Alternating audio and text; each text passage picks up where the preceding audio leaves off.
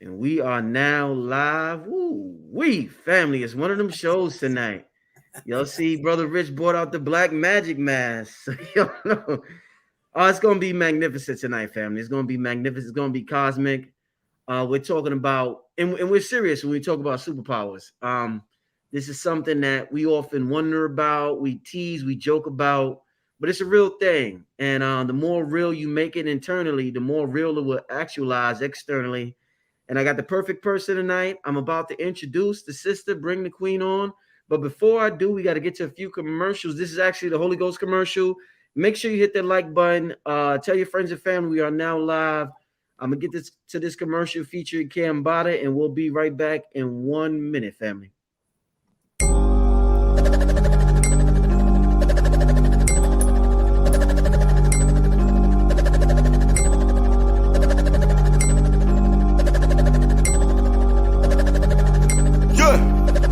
Started out with nothing.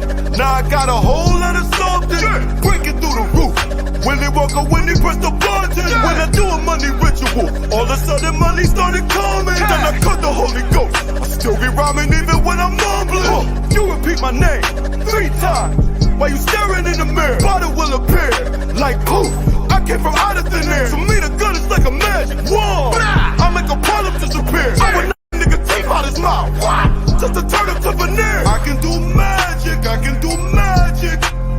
I can do magic, I can do magic. I can do magic, I can do magic. I can do magic, I can do magic. When I open up my mouth, I can move masses. Black magic on the beat, turn it to a classic. I'ma take the money out the bank, then I'ma put it in the mattress. Show me the niggas got. All right. And we are back. Without further ado, I want to welcome back to the platform, Sistar Myrah. Welcome back.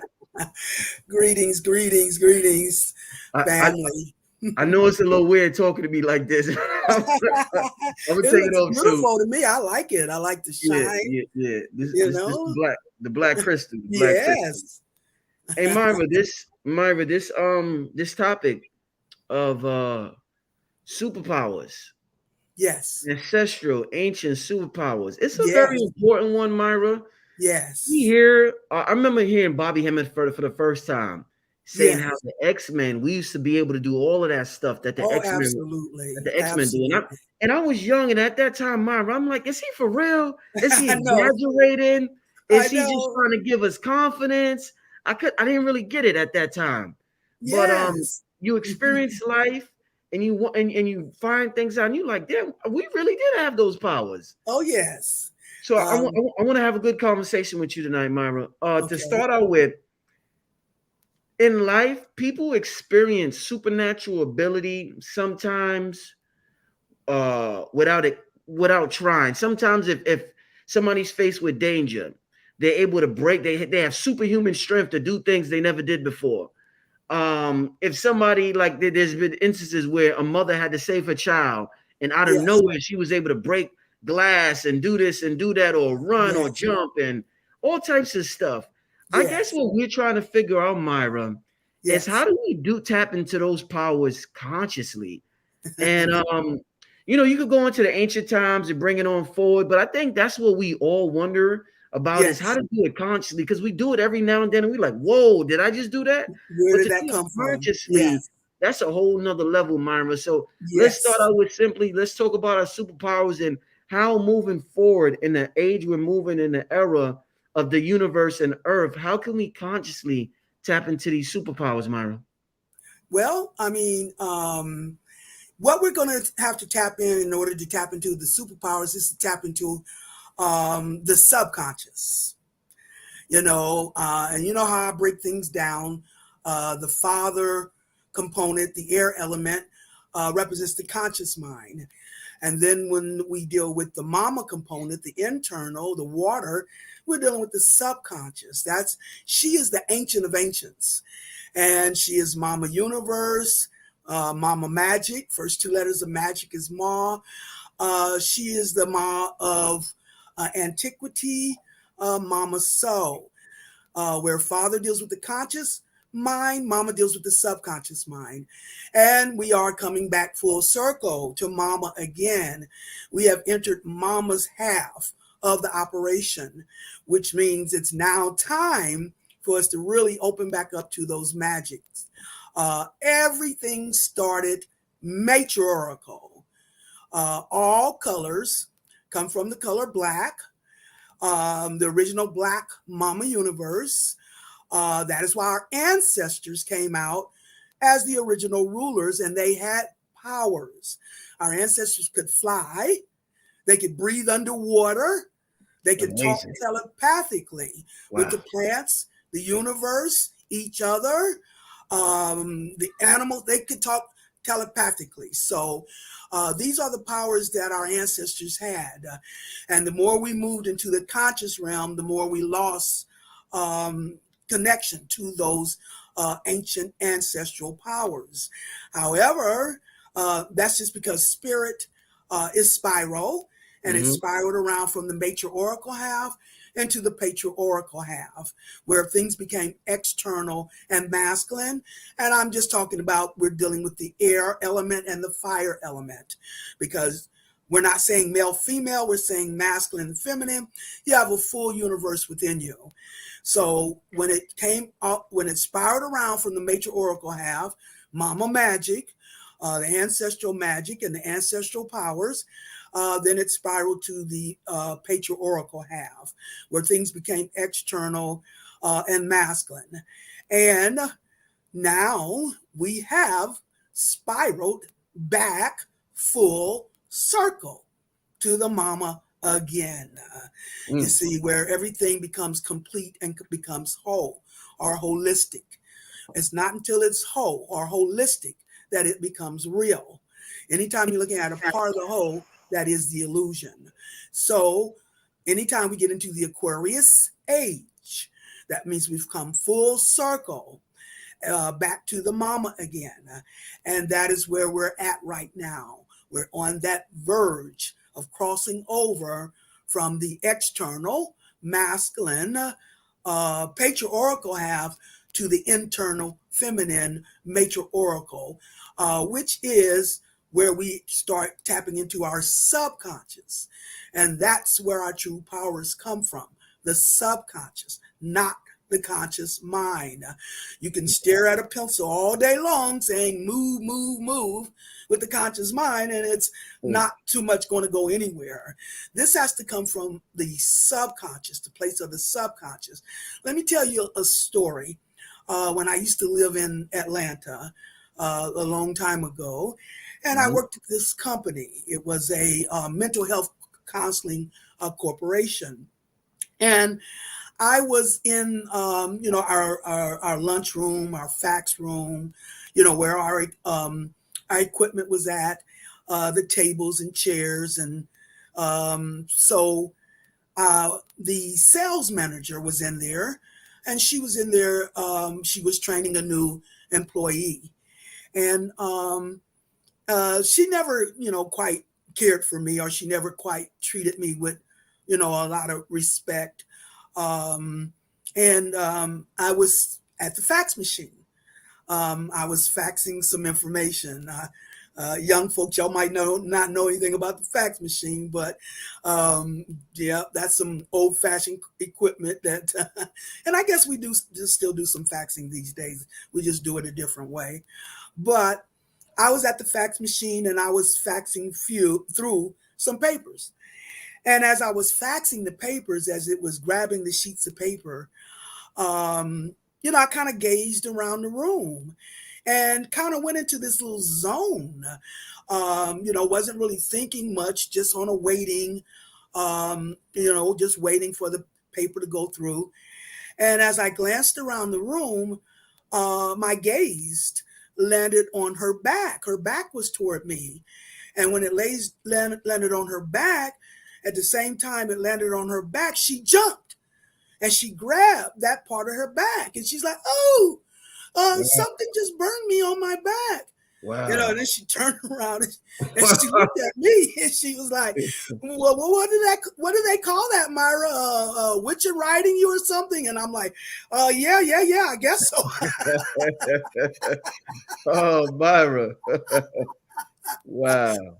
But the fact is, if I had just said, if I had just said in my conscious mind, I think I want to burn this woman's back, it never would have happened. It happened right. once I went into this zone, wasn't actually thinking with the conscious mind. That had taken a backseat to the subconscious. And because of the friction between us, I don't know if it's my spirit or what, but, it chose to, make my gaze known at that time. By the same token, this was the same job. And we were on like the first floor, and the bottom floor was like the lobby. So I would come out. Sometimes I didn't want to wait for the elevator. So I would just run down the one flight of stairs. And if I wasn't thinking about it, as I'm running down the one flight of stairs, now the stairs that open into the lobby were these big, heavy metal doors. And halfway down the stairs, I would hear a click, click. And by the time I got to the bottom of that door, it would be standing open for me. Now, Wow. if I ever come down the stairs thinking about it, if I ever came down the stairs thinking door open, nothing happened, you see. So we have to tap into a subconscious level in order to tap into that magic, you see. We're definitely dealing, with the melanin when we're dealing with that subconscious. That's mama's domain, the melanin that comes through the water element. And remember, she is mama magic. She is the first two letters of magic is ma.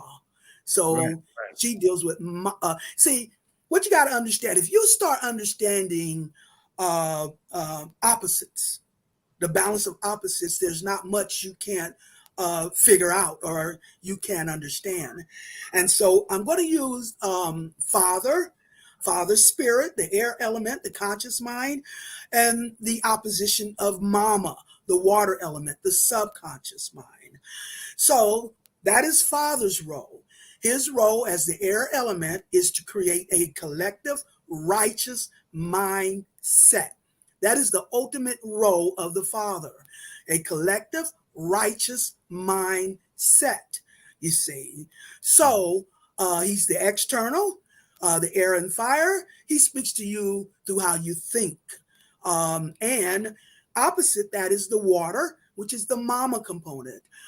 She speaks to you internally through the water element or how you feel from your ancient memory.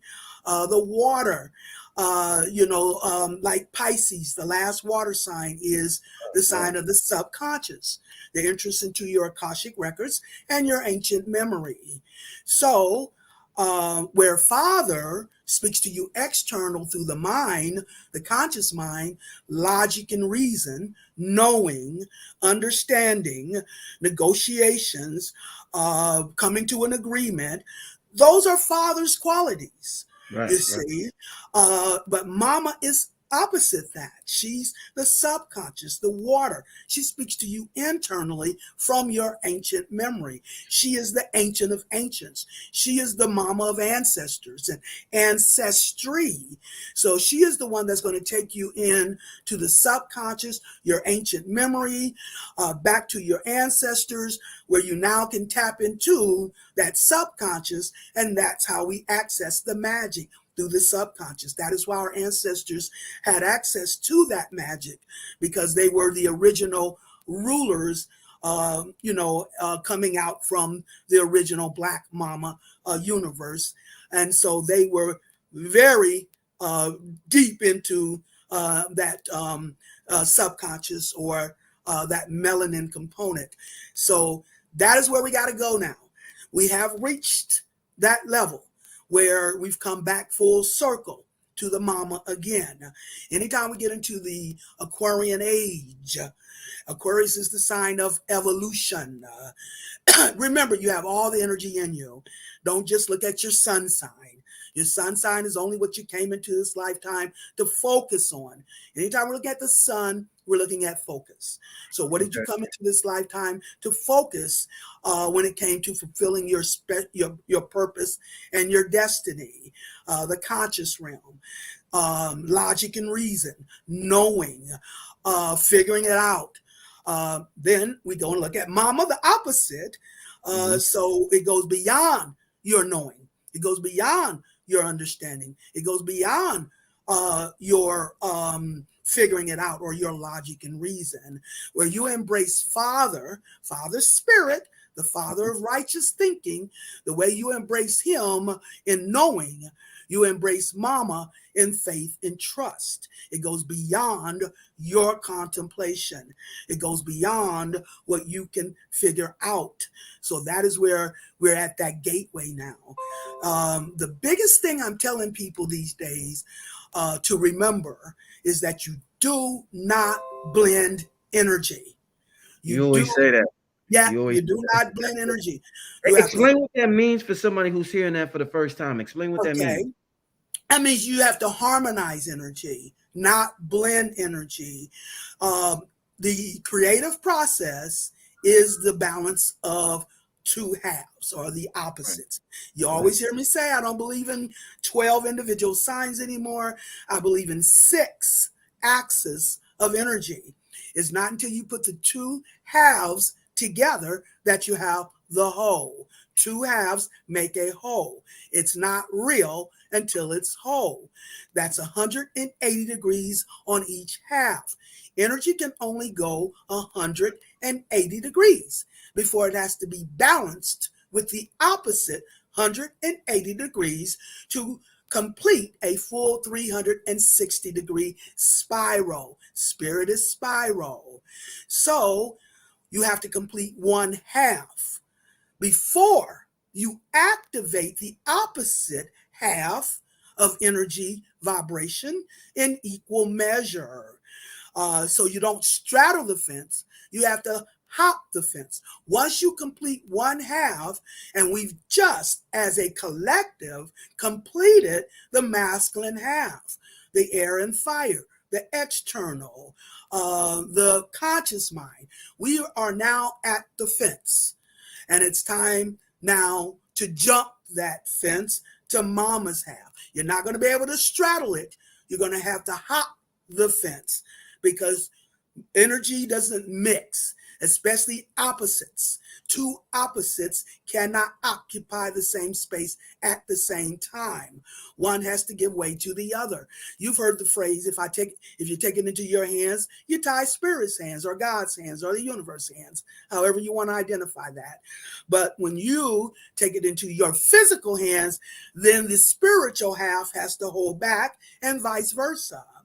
Whenever you don't make a move out in what you're thinking, that is how you allow your spirit to make its move. You are in partnership with your spirit. We need to get used to that. We need to get reliant on that you are in a equal partnership with your own spirit in order to come to your wholeness. That's the first level of balance you have to do, is a balance with your own spirit. And that's going to represent the energy. Everything, all this is about energy and energy vibrations. That's what makes the whole universe go around is energy. Indeed. So you have to get into a partnership or an equal relationship or balance with your own spirit. You do the physical half. Right. And once you've done all you know, the conscious mind, once you've done all you know to do on the physical or conscious half, then is when you tag your partner. It's like a tag team match. You both can't go into the ring at the same time. Right. You know, like I said, 2 opposites can't occupy the same space at the same time.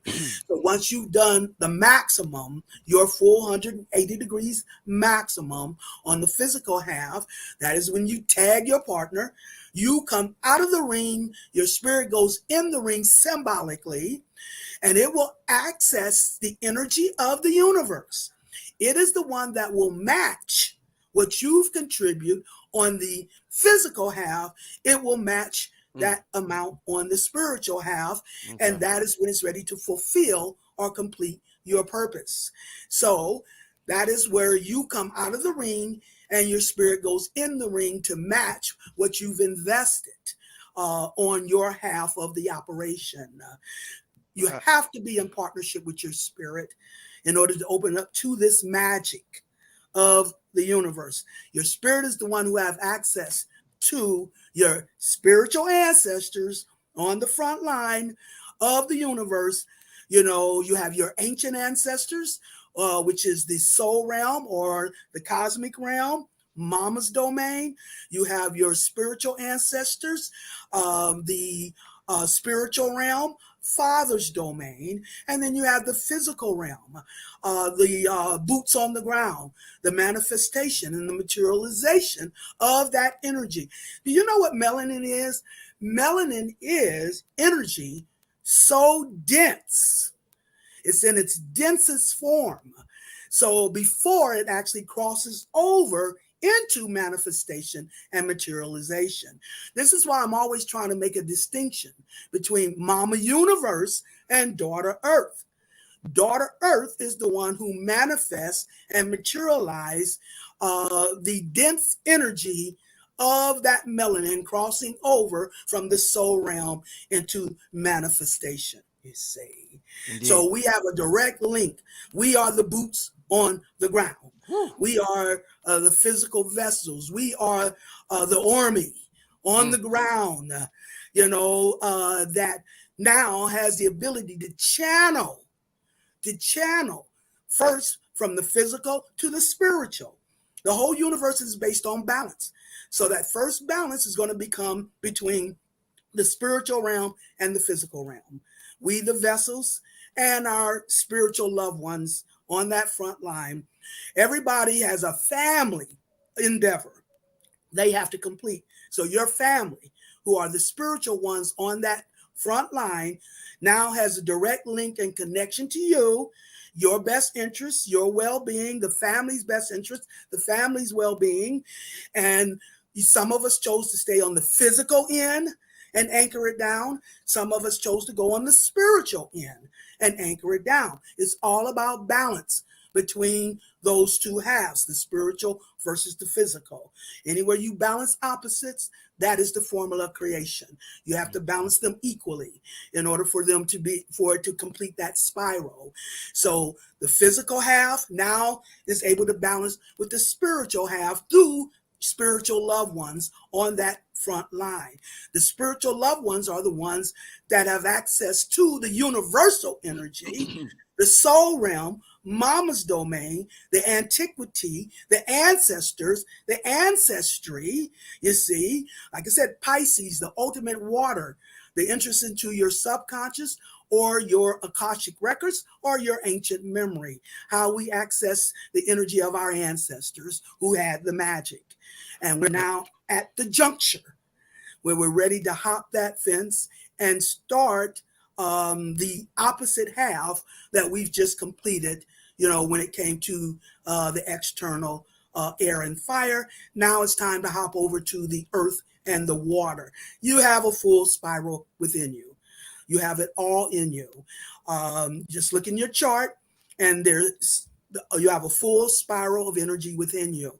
Like I said, the sun sign, which is what most of us focus on, is just what we came in here to expose and to focus on when it comes to fulfilling our purpose and our destiny. Because anytime we get into the Aquarian age, which we did in 2013, now it's time to highlight or focus or come in and expose what we've been mastering on for many lifetimes. We've been mastering each lifetime in the purpose we chose to contribute to this larger universal purpose being fulfilled. So this is the lifetime going into the Aquarius age, because Aquarius is the sign of evolution. And Aquarius opposite sign is Leo, the creative rulers. So it's now time for the evolution of a new creative rulership. And our ancient rulers, I mean, watch the balance of opposites, you guys. Everything comes from there. So our ancient rulers are now passing the baton to the new age rulers to evolve Aquarius out of an abuse of power. And the abuse of power is the only sin in the spiritual reality. Definitely. It's opposite the physical reality, where there's a multitude of sins. There's only one sin in the spiritual reality, and that is the abuse of power. I heard you. I don't care how much power you're given. That is how you're going to be judged by the universe. Are you going to use that power righteously, or are you going to use it abusively? Do you think? I'm sorry. Do you think? Do you think that's how we lost our power, through the abuse of it? That's the reason why we, Absolutely. Yes, you're absolutely right. When our predecessors, the powers that have been, that had been. Yeah, I like that. I like that, Myrah. I like that. I like that. Powers that have been, when they abuse their powers, they screwed up the world.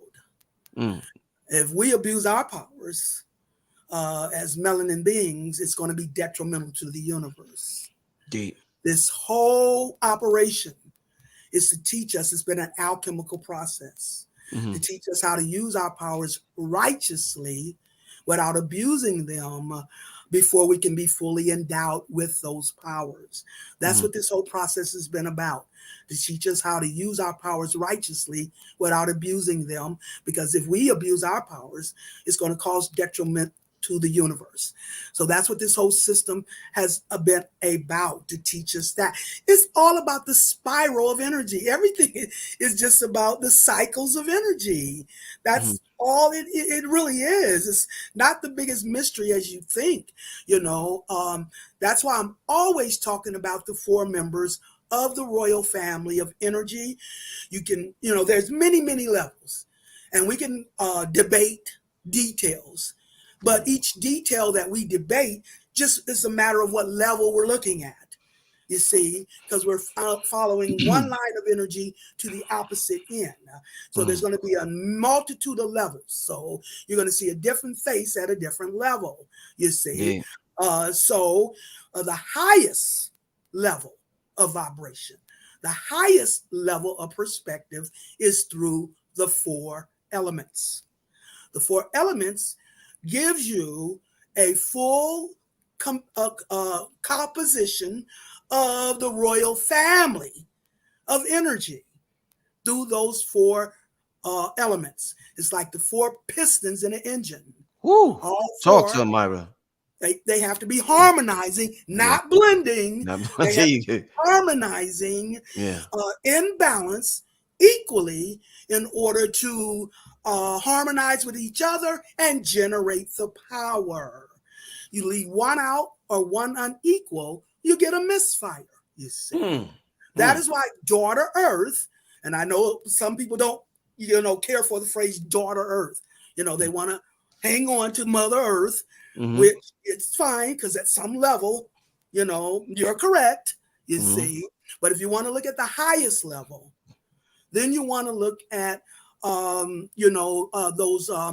4 elements. So, like I said, the 4 pistons harmonizing with each other in order to generate that power. If one's unequal or one left out, it's not whole, it's not complete. And if it's not whole, it's not real. Anytime you're looking at a part of the whole, that is the illusion. So everything is about balance, the balance of opposites, but it has to be 2 sides, 2 halves make a whole. They have to come together in equal balance without blending. And Brother Rich, how many times I've done the demonstration of the hand. Yes. You see? Yes. You have the thumb. You have the index finger, the middle finger, the ring finger, the little finger, the palm, the back of the hand, the fingernails. These are all unique components that comes together to make a hand. Each one has a unique contribution to the whole or the hand.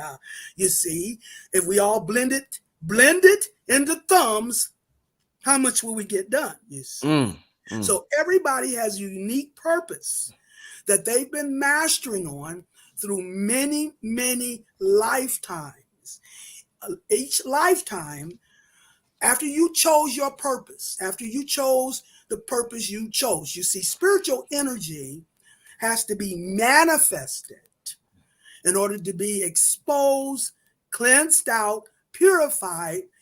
Virgo's role, in order for it to be exposed, cleansed out, and purged for healing and wisdom. That is why Virgo is the very last sign.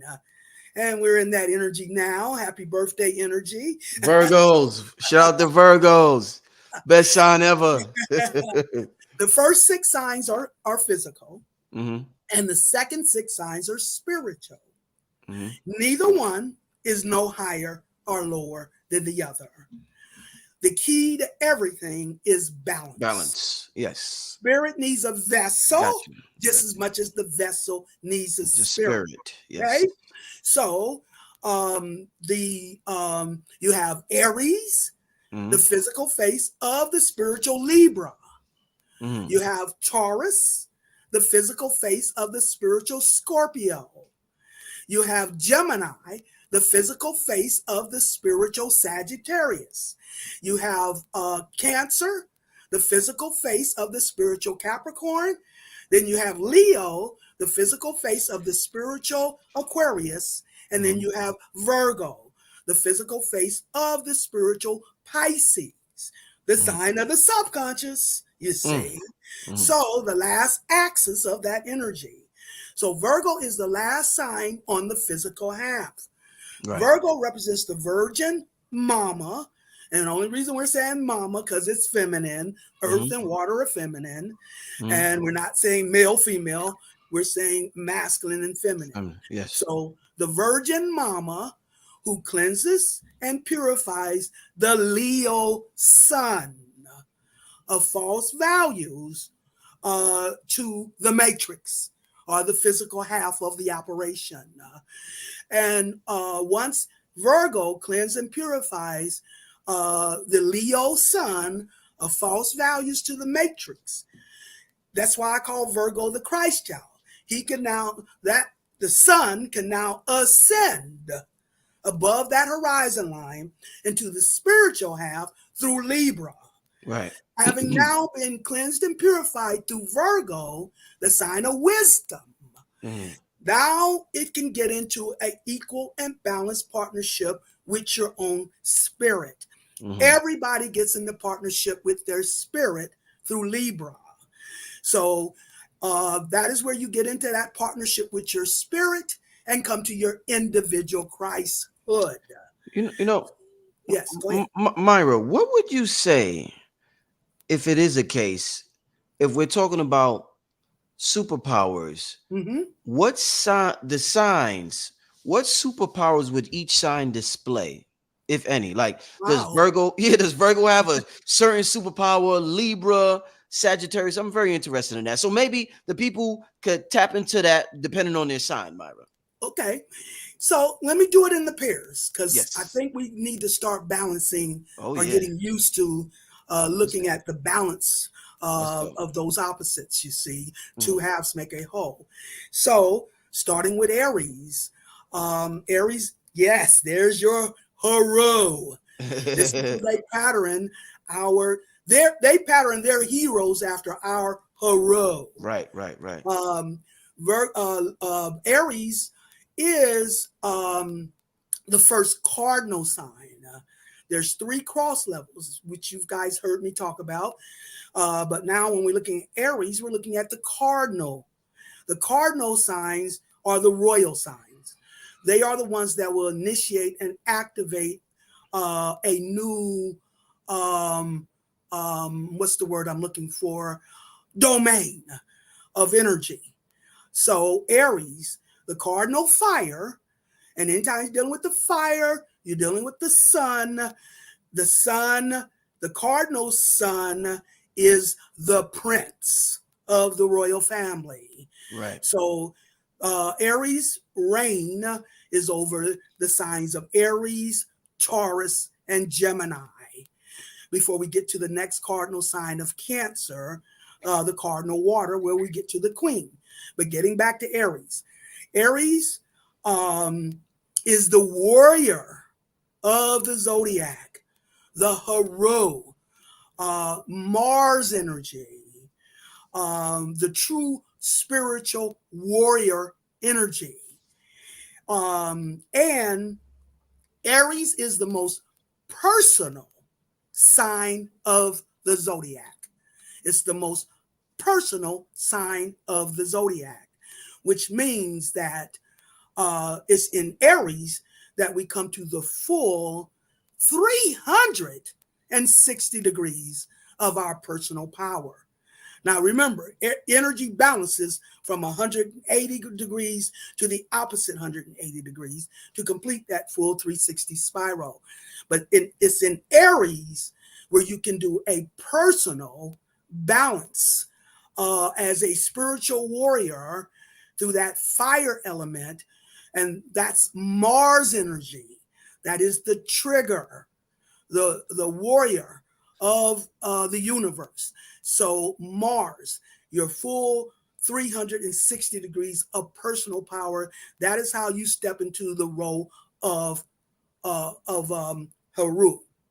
And the spiritual warriors are those boots on the ground. So you then that is a balance, of course, with Libra, the peacemaker. So there's your first superpower when it comes to Aries, the warrior, the strength, the strong man. That is Aries superpower.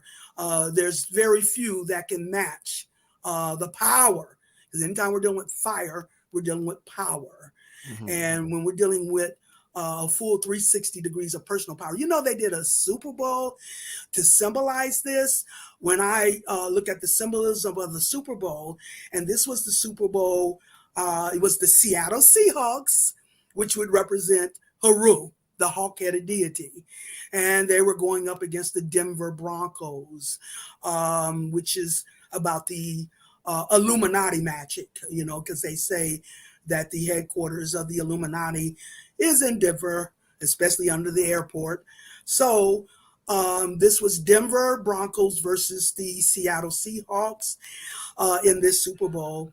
And what was so striking about that Super Bowl is that Aries just tore them up. I mean, anytime the Broncos would even catch the football, they would get so hard. They would get hit so hard they started closing their eyes, because they knew they were going to get whacked, and that's what that was symbolic of. Us coming into our full 360 degrees of personal power and stepping up to that superpower they could only do 33 degrees. You see, they could only do 33 degrees of power versus the Seattle Seahawks full 360 degree of power. So that's what that Super Bowl was symbolizing, how they racked them. Check it out, you guys. Go back and see it. It was amazing. It was outstanding to see that. But that's what was being symbolized there. The 360 degrees of personal power as Haru, going up against the Freemasons or the Illuminati with their 33 degrees of power. I think they had what's his name, Peyton Manning, right? Which was like pagan magic. I mean, if you start looking at symbolisms, you'll see a lot of things that you don't normally see. So that was what that was indicating. So the strength, the power of Haru, that is Aries superpower. And then its opposite sign is Libra. It's balance. And I always demonstrate the balance of opposites through Aries and Libra. Aries is the warrior, and Libra is the peacemaker. The air element. Whenever we're dealing with the air element, we're dealing with Father Spirit, righteous thinking. The air deals with our conscious mind, or how we're thinking. So Libra, the sign of peace, the sign of righteousness and justice and balance, equal and balanced partnerships and relationships. So the peacemaker versus the warrior. And I always tell everybody, if you separate Aries and Libra, you got Aries running around kicking ass all over town, and Libra with no backbone trying to keep the peace.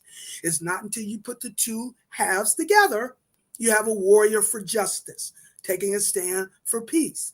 So that would be Libra's role, to be the superpower when it comes to spiritual balance, or righteous thinking, or thinking righteously, justice. And all of us gets into partnership with our own spirit through Libra. Like I said, we do the physical half, and when we've maxed out, then we allow our spiritual partner to do its half.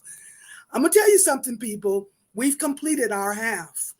On a collective level, we have completed the physical half of this operation as the physical vessels of sacrifice and struggle. That is how energy unfolds through polarity, the balance of polarities. So no pain, no gain, the negative and positive polarity. Energy unfolds through sacrifice and reward. So the sacrifice, once you make that sacrifice, which all of us has done as physical vessels through many, many lifetimes. When we chose the purpose, we came here to serve.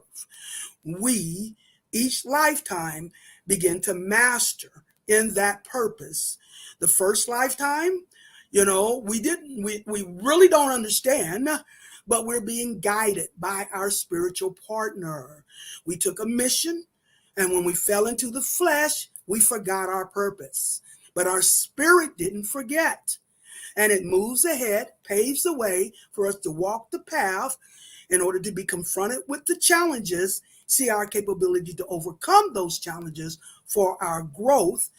And the more we line back up with our spirit, the more we come back into who we are holistically, which are spiritual beings having a physical experience, manifesting energy that has to be exposed in order to be cleansed and for us to heal those wounds.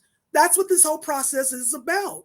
So once we took our mission and our purpose, fell into the flesh, forgot our mission, but our spirit didn't forget, moving ahead, paving the way for us to walk the path, guided by our spirit to overcome those challenges in order to promote our mastery or our growth in that lifetime. And I'm always saying it's like one piece of the puzzle. So that's what gave you, once you mastered in that lifetime, that's what gave you access to the next lifetime or the next piece of the puzzle. Now, you continue that mastery in the next lifetime and bring the second piece of the puzzle. You don't understand it. Each piece of the puzzle don't make a lot of sense, but through guidance with your spirit, you master it and gives you access to the next and the next and the next, all the way up till we get into the Aquarius age. Whenever we get into the Aquarius age, we've mastered on enough levels now to evolve to a new level in the universe. 13 is the highest vibration number. You have to actually do like 13 cycles before you can evolve to the next level. So we're there now. That's why we went into the Aquarian age in 2013. So you take those pieces of mastery in each lifetime, which doesn't make a lot of sense until this lifetime. This lifetime, when we went into the Aquarian age, and this is an infinite process, you guys. It's an infinite universal process of creation. So once we get into the Aquarian age, now we are in a position to evolve to a new level. We've mastered on enough on enough levels to evolve to a new level. Now you're bringing your final piece of mastery and putting it in contribution to the whole. So now we're each bringing our final pieces in contribution to the fulfillment of a holistic universal purpose. Right. Only now do we get to see the big picture or the big purpose that's been unfolding through many lifetimes, not making much sense. One of the things I realized when I used to do the symbolism of the Super Bowl is that no matter what tools I had when it came to the symbols, I wasn't looking at the individual details of the team. I was looking at the symbols of the teams, and all the pieces I would bring together, the location, the stadium, the two teams that were matched, the symbols of the teams, to try to gauge, what this spiritual message was going to be. I could never quite get that full answer, not until the game was complete. I could not see the whole thrust of the spiritual message until the completion of the game. Spirit don't work in fraction. That means it's not going to produce what it's doing until it's ready to complete what it's doing or fulfill what it's doing. Two halves make a whole. We completed one half, and now it's time to balance with the opposite half in order to see the fulfillment of this holistic purpose. So you're not going to be able to understand each piece until all of them come together to show you the whole story that's been unfolding. So that is what the Aquarian age does. It's where everybody brings through their sun sign, which is the energy they came into focus through to complete their final contribution. Whatever sun sign is your focus. Your spirit sign is going to be your opposite sign. You see, so if you're physical Aries, then your spiritual energy will be Libra, you see. So bringing those pieces to the table in contribution so we can now see the bigger purpose unfolding. Right. So that first thing is to get into that partnership with your spirit. That is what we do through Libra. That is Libra's superpower, giving us the righteousness and how we think when it comes to our partnership with our own spirit. You see, us being the physical vessels of sacrifice and struggle. That is what we've done through many lifetimes. We've been the vessel of sacrifice and struggle, even to and through our ancestral struggles and sacrifices. But guess what? Those struggles and those sacrifices through each lifetime, even this lifetime, your ancestral struggles and sacrifices were our investment in what's now going to be tallied up so that it matches how much now comes back in opposite spiritual return and spiritual reward and spiritual empowerment. So that is where Libra comes in and its superpower energy. It is the one that gives us that relationship and that balance and that partnership with our own spirit, brings us to our individual wholeness. If it's not whole, we don't have access to the power. It's through the balance and the partnership and the relationship with our spiritual half that we can access, you see, the universal or the ancient or the soul realm, the ancient ancestral powers, our ancestral powers. We have to first become individually whole.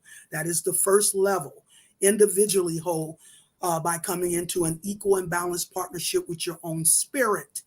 And the half of sacrifice and struggle, us the vessels of sacrifice and struggle, all our struggles and sacrifices are now being tallied up as our investment as to what is now going to be matched in equal and opposite return from the spiritual half when it comes to completing that first spiral, that full 360-degree spiral. That is where Libra comes in, Right. our Right. partnership with our spirit. Without our spirit, like I said, the vessel needs a spirit just as much as the spirit needs the vessel. Indeed. And that's when you come to that first level of wholeness, that individual wholeness with your own spirit. And then it'll climb the levels, it'll ascend the levels from there. Indeed. Okay, so Oh. let's go on to with Libra, where you now partner with your spirit. You see, Haru, the warrior, now in partnership with his spiritual partner, completing that spiral. Anytime you complete a spiral, that full 360-degree spiral, that's what's opening up a vortex. That's the vortex that gives you access to the next level of vibration of energy in the universe. The next step after Libra, now we're going to go through Scorpio. Okay. So Scorpio is the next sign after Libra. The opposite sign of Scorpio is Taurus. So we're not getting off, that from Aries, we're just going with those opposites. So now the next energy after you get in partnership with your own spirit. Now, if you signed up for a twin soul mission or purpose, Libra is also where your mate will get into balance with their spirit. So you get into balance with your spirit, your mate gets into balance with their spirit through Libra. Only then do you two come together as twin souls, each in balance with their own spirit. Then you come together as twin souls. That is where you hit Scorpio energy. Scorpio is the sign of bonding. You bond through Scorpio. So water sign, emotional. So an emotional bonding of the twin souls. And Scorpio is the sign of transformation. That means the death of the old. We can't be Lot's wife. We can't be stepping up with issues and habits of the past. Looking back, turning into a pillar of salt when gateways are opening ahead of us to evolve us to a new level. So you bond in Scorpio. Scorpio is the sign of transformation. So when you bond, the intensity, Scorpio is a sign of intensity, extremes, from one extreme to the opposite extreme. So the extreme bonding of the twin souls in Scorpio is what activates the transformation. And the opposite sign of Scorpio, Taurus, is the sign of values and habits. Wait, so Scorpio's superpower was transformation? That's what you would say the superpower? Okay. Transformation. And Taurus The is value. transformer. Yeah. Right. Okay. Yeah, the transformer. Yes. Right. Okay. Old has to go in order for the new to blossom. Okay. Yes. Got you. And its partner is Taurus. Okay. The sign of values. Uh-huh. They took Taurus, the sign of values, turned it into materialism. So that we gauge our value based on what we possess materially in the external reality. In the illusionary reality, they've turned Taurus, the sign of values, into materialism, so that we gauge our value based on what we possess materially. But the real use of Taurus, because earth and water element are internal, so it's really about going internal as an earth sign. And Taurus is on the personal half of the astrological cycle, right next door to Aries, the most personal sign of the zodiac. So Taurus sitting right next door to Aries is on the personal half of the astrological cycle. So it's really what the Taurus energy is about is going internal. Earth and water are internal. When we're dealing with the earth element, we're dealing with values, we're dealing with healing, we're dealing with character. But the highest vibration of the earth element is security, finding your security from within. So that's what Taurus is going to try to get us to do. Go internally, personally, and find from within our own self-worth and our own self-value from within. Remember, mama dictates the internal, the water element, what you feel from your ancient memory. That is what mama exposes to you. So earth and water. So when you go internal and define from within your own self-value and your self-worth by how mama speaks to you internally and gives you an internal, your power is internal, and gives you an internal of that evaluation of the value of the purpose that you came here to serve in contribution to a universal purpose. So you have to go internal to define the value of that path through Taurus energy. And once you are secure, which is the earth element quality, security. The earth element means security. So self-value, self-worth, everything starts with self-value and self-worth. Everything starts with the value that you define from within as to who you are and the value of the purpose that you chose to contribute to this universal purpose. So it's through Taurus that we do that. We go internal and define within ourselves the value of the purpose we're here to serve. And that is where we do the Scorpio and Taurus balance, a transformation of those values out of the mundane, physical illusion of value to a spiritual, creative, and royal empowerment. So going internal and talking to Big Mama from within. And she is the one that will, through the rising of the Kundalini, through those chakras, to your crown chakra, is where you make that connection to the universal whole, where Mama will expose to you from within the purpose you chose to serve as a valued contribution to this universal purpose. So being secure, self-secure from within, that is Taurus superpower, you see. Earth picks up through sensitivity. Water picks up through the subconscious. Air picks up through direct communication with spirit. And fire picks up through intuition. So the security of a self-value and a self-worth, your own value of your own purpose.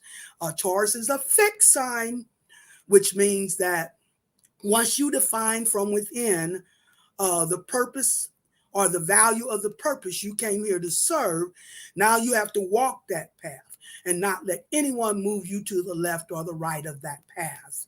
You see, anybody that tried to move you off that path, those are the distractors, and those who walk with you or harmonize with you, those are the ones you walk with. So that is where you do that through Taurus. That's the first level of coming into your wholeness, by first going internal to your own self-worth and self-value. When you're secure from within, there's very few people that has the power to upset you. And you guys heard me tell the story a million times about the two sons. You know, I had a Virgo oldest son who did make his transition in 2013. And I have a younger Aquarius son.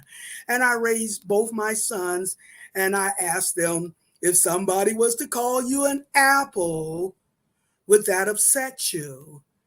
And they would look at me crazy like, what? An apple?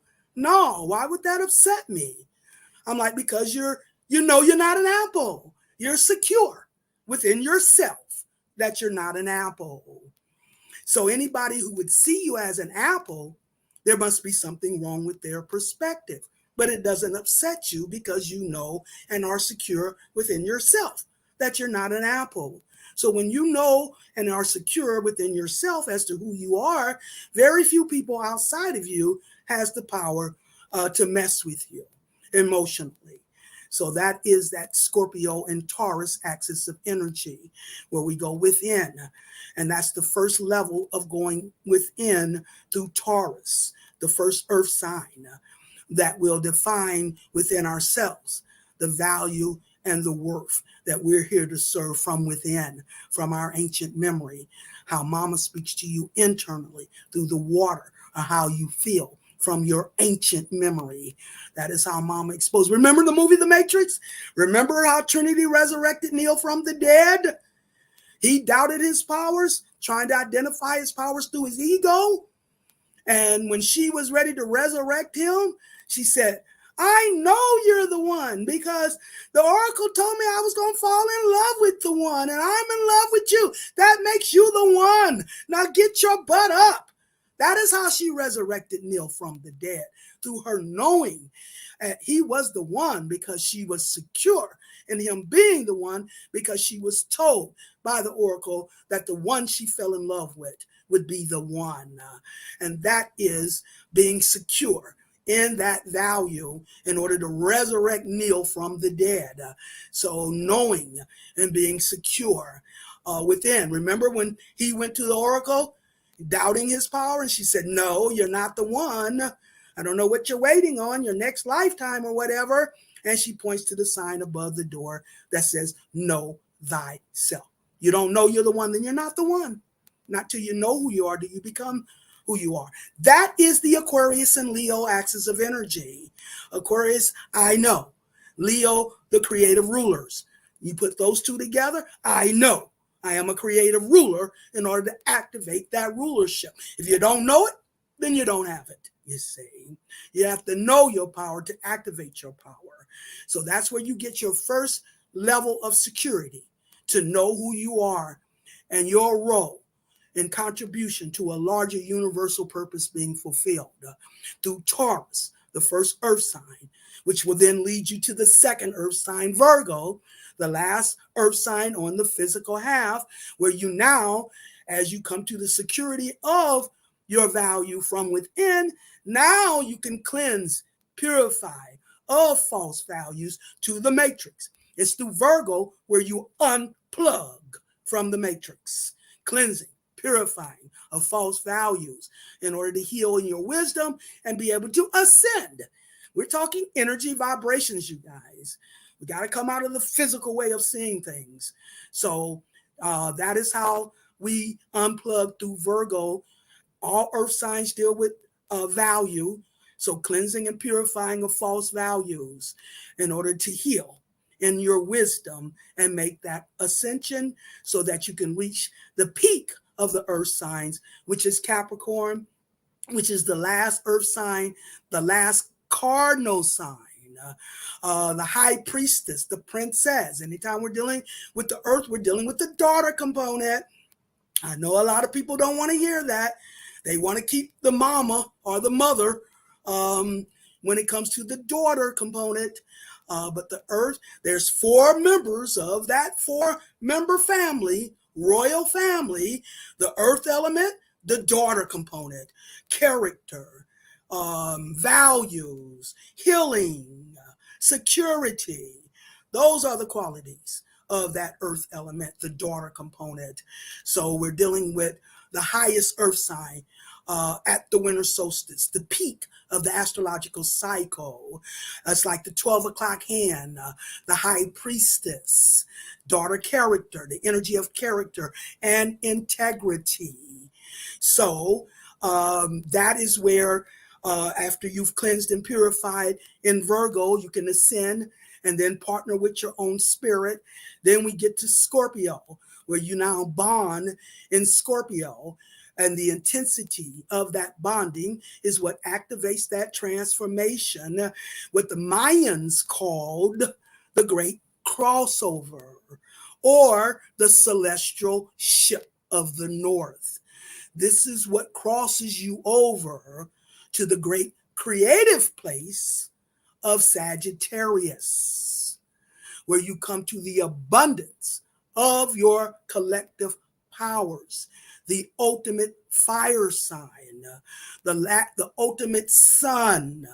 And the planetary ruler of Sagittarius is Jupiter. Jupiter is the great beneficent. Everybody gets their blessings through Jupiter, the great beneficent. And that is the ruler of Sagittarius. Anything Jupiter touches, it brings in abundance, it enlarges. So coming to the full collective abundance of power in Sagittarius. This is why I call Sagittarius a SARS energy, the last fire sign, the last sun, the ultimate sun. When we do the fire axis of energy, in the physical rotation, we go from Aries to Leo to Sagittarius. But in the spiritual rotation, it's always going to be opposite the physical one. So in the spiritual rotation through the fire axis, we're going to start with Leo, the sun. The planetary ruler of Leo is the sun. So that's what Leo represents, the resurrection of the sun, Leo, into his power. And then he resurrects in to Aries or Haru, where he then comes to a full 360 degrees of his power, his fire. The power is creative power. Where he comes to the full, especially Leo. Leo is the master of creative powers.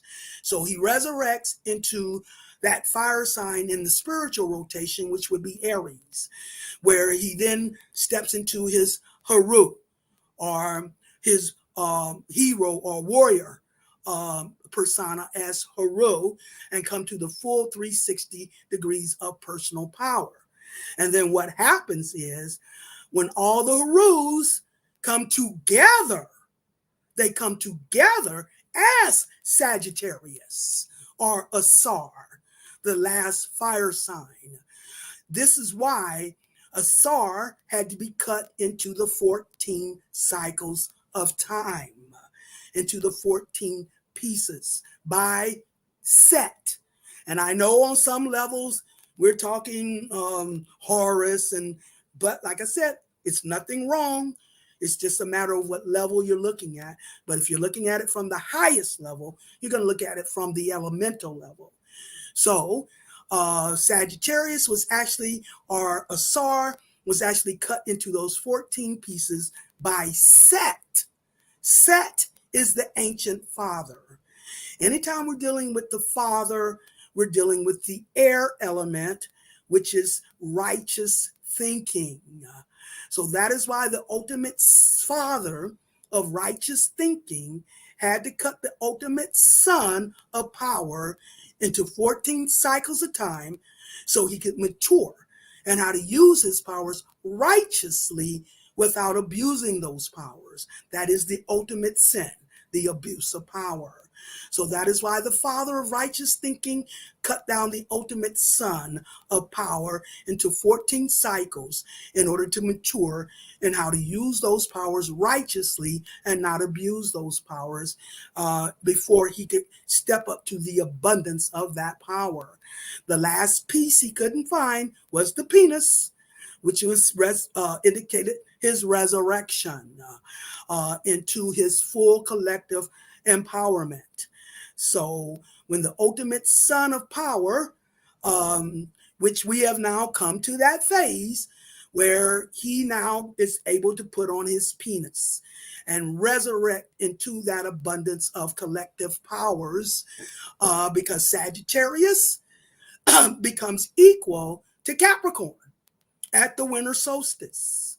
So we got 3 levels of the earth and the fire. The earth is the daughter component, the fire is the son component. The first level is Aries and Taurus. The second level is Leo and Virgo. Now, anytime you put Leo and Virgo together, and this is where we're at right now, you guys. This is really crazy. This is why things are getting so crazy. And, you know, I guess you guys can see the jubilation in my face because it's in mama's domain. In other words, when Aries ruling over Aries, Taurus, and Gemini, and I know it sounds like I'm jumping around, but I'm gonna come back full circle.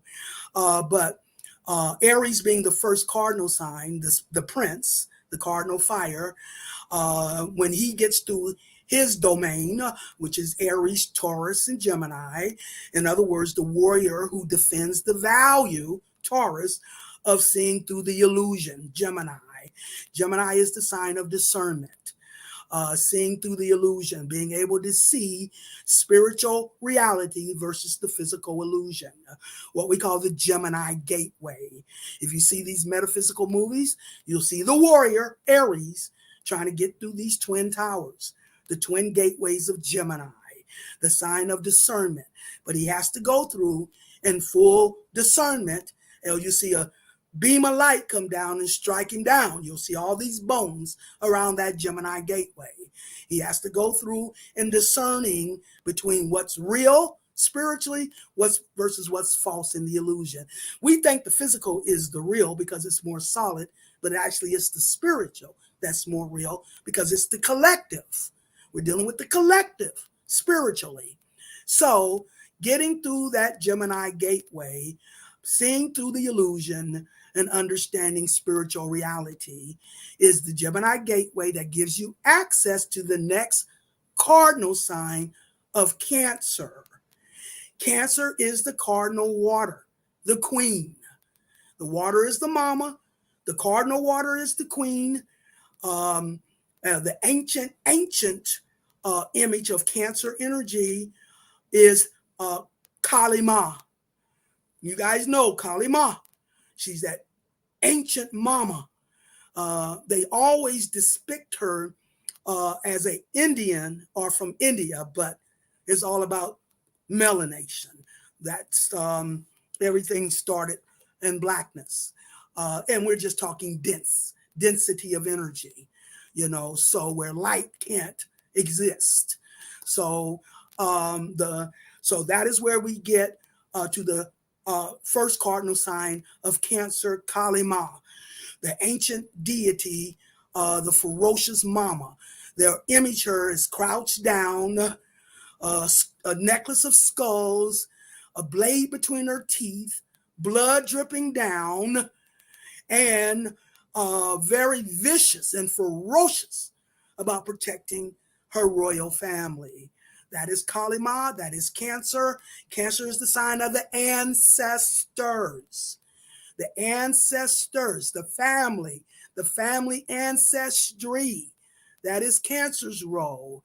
Cancer superpower is that of the ancestors. Whatever powers our ancestors had, that is encompassed in Cancer energy, the sign of the ancestors. The moon is the planetary ruler of Cancer, the closest planetary body of water that represents mama and how she speaks to you internally through how you feel, from your ancient memory through your family lineage. Cancer rules the fourth house, and that is the house of ancestry. Whatever energy is on your fourth house gives you your ancestral energy. That is how you follow your ancestral lineage through the fourth house energy. That is where you see those superpowers of your ancestors by whatever sign is on that fourth house will show you or expose to you what has been your ancestral powers, your ancestry, your family ancestral powers. So whatever energy is on the fourth house is the energy that will expose to you your family ancestry when it came to your powers as the ancestors. That is Cancer's role as Kali Ma. Remember, Bobby Hemmett said, um, the crocodile, the image of the great mama. He said, you can play with a lion, the masculine. If it's not hungry, you may escape. You may swim with a shark. If it doesn't smell blood, you may escape again. The only one that's going to F you up without mercy is the crocodile, the image of the great mama, very vicious and ferocious about protecting her family. And that is why we call female dogs bitches. The mama, very ferocious. Father, he's the air element. He's about negotiating, coming to an agreement, coming to a compromise, negotiation, all those things, figuring it out. There's nothing wrong with that. It's just that mama is opposite that. She is very ferocious. She doesn't play. She doesn't flex. I call her homie the clown. Mama don't play that, you see. If she even sense you're about to pollute her family, she will F you up first and ask questions later. Guess what? That's the domain we're under right now. This is where things get ferocious. This is where things, and Cancer rules over Cancer, Leo, and Virgo. And when you put Leo and Virgo together, and we're right on that line right now, whenever you put Leo and Virgo together, you get segment. Segment is the most ferocious energy of the universe. It's the feminine energy. They can only release her in the end times because her thirst of blood is so strong. And they have to trap her back into captivity once she's done her job. So we got Kali Ma and segment from Cancer to Virgo.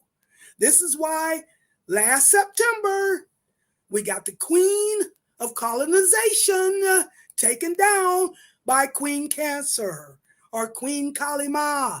It was queen against queen. Everything disruptive happens between Cancer and Virgo. And hey, I'm really happy because see, I look at things on a global level. It's the bigger picture that connects my catches my attention. I'm terrible in details. The more we nitpick details, the more you lose me. I see the bigger picture. Where most people can't see the forest for the trees, I can't see the trees for the forest. I see the bigger picture. So I'm looking at a global level here and how all of this is unfolding. And right now, I'm tremendously proud of Africa right now. I am so proud of what Africa is doing. I am so proud of the fact that they're taking a stand, to stay true to their moral culture and values, and they're bonding under that premise and coming together and challenging the imperialist nations to step back.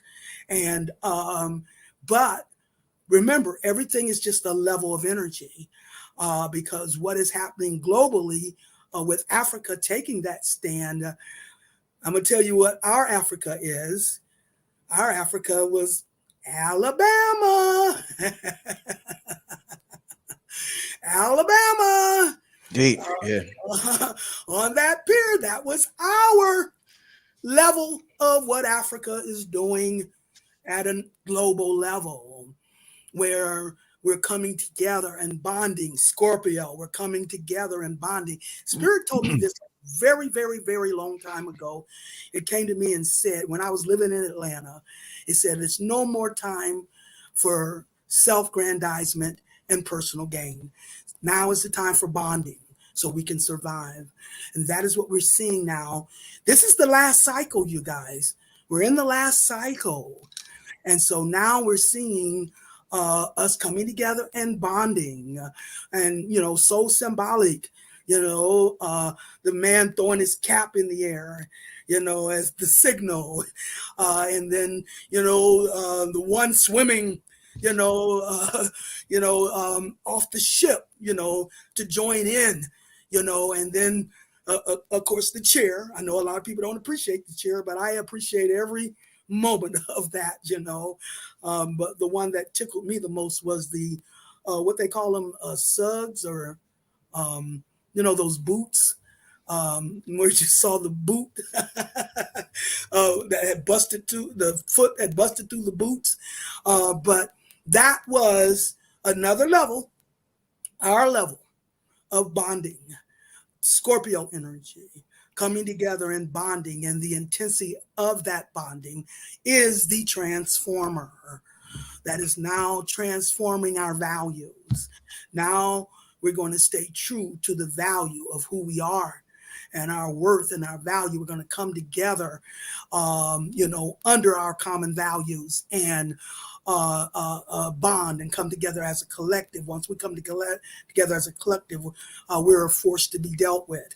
So that is what the Sagittarius was about, us coming together collectively in our power, but for the sake of righteousness. Remember, it's not about abusing power. It's about the righteous power, the abundance of righteous empowerment. So the Asar, the Sagittarius, coming to the abundance of our collective power as Asar in our resurrection of power. And when Asar comes to the abundance, and that's what the Africa bonding and the Alabama bonding demonstrated, that Asar has now come into his resurrection. And when Asar, all his 14 pieces coming together, the last was the penis, the resurrection, the power of creation, the creative powers, then that is when the ultimate son of power becomes equal to the ultimate daughter of character, Capricorn, the sign of integrity and character. Capricorn is the last one to join, to step up to her sacred status, the last cardinal sign, the leader of leaders. This is the real Negus, which is the highest of the high, the sovereign of Ethiopia, and its opposite is the Negers, the lowest of the low. And it's not bad. It just tells you the range of God. Those who go the lowest now have access to the highest. Always an opposite reflection. So it was the Capricorn, the daughter, the princess, the high priestess, who was rejected in her value. Capricorn is the sign of rejection. It's also the sign of humbleness. That's why it represents the knees. So the ultimate daughter of character had been rejected in her value as the princess of the royal family in the physical illusion. Because in the illusion, character is not respected in the land of illusion. That is why she had been rejected and put at the bottom of the totem pole in her value in the physical illusion. This is the Cinderella energy I be telling you about. Break down the word Cinderella, you get cinder, which is carbon or black. El is the title of divinity, and La is feminine. The divine, black divine feminine. And the reason she's been rejected is because she is the energy of character. The planetary ruler of Capricorn is Saturn, the Lord of Karma. That is why other signs can run up that mountain. Even though Capricorn is the mountain goat, it has to climb up that mountain sure foot and steady. Because if Capricorn abuses their integrity, The direct ruler, Saturn, who is the great disciplinarian at the planetary level, the father at the planetary level, who is the great disciplinarian, he is the one that will challenge you, restrict you, limit you in order to see how you're going to overcome those challenges, restrictions by staying true to your integrity. And once you've learned the lessons of Saturn, then that is when he will pass you over to Mama. So Capricorn, the daughter, the princess, has to climb up surefoot and steady. But by the time Capricorn reaches the top, she's built a proper foundation to stay there for good while others are falling down. The high priestess, you have to be at your highest in integrity and character in order to make a connection to Mama Universe, for her to pass that scepter of power down to the highest daughter of integrity and character in order to manifest that energy at ground level. The earth element represents the manifestation. All souls come in through Mama Universe and are manifested through daughter Earth. So manifesting that energy at the highest integrity, the highest vessel of integrity and character. And the opposite sign of Capricorn is Cancer. Kalima.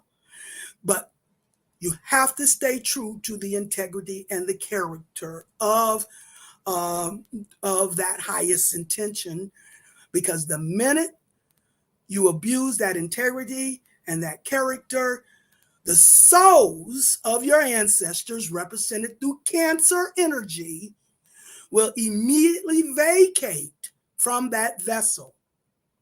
And the Lord trickster spirits will come in. That is how you expose yourself as the emperor or the empress with no clothes. So you have to stay true to the integrity and the character of of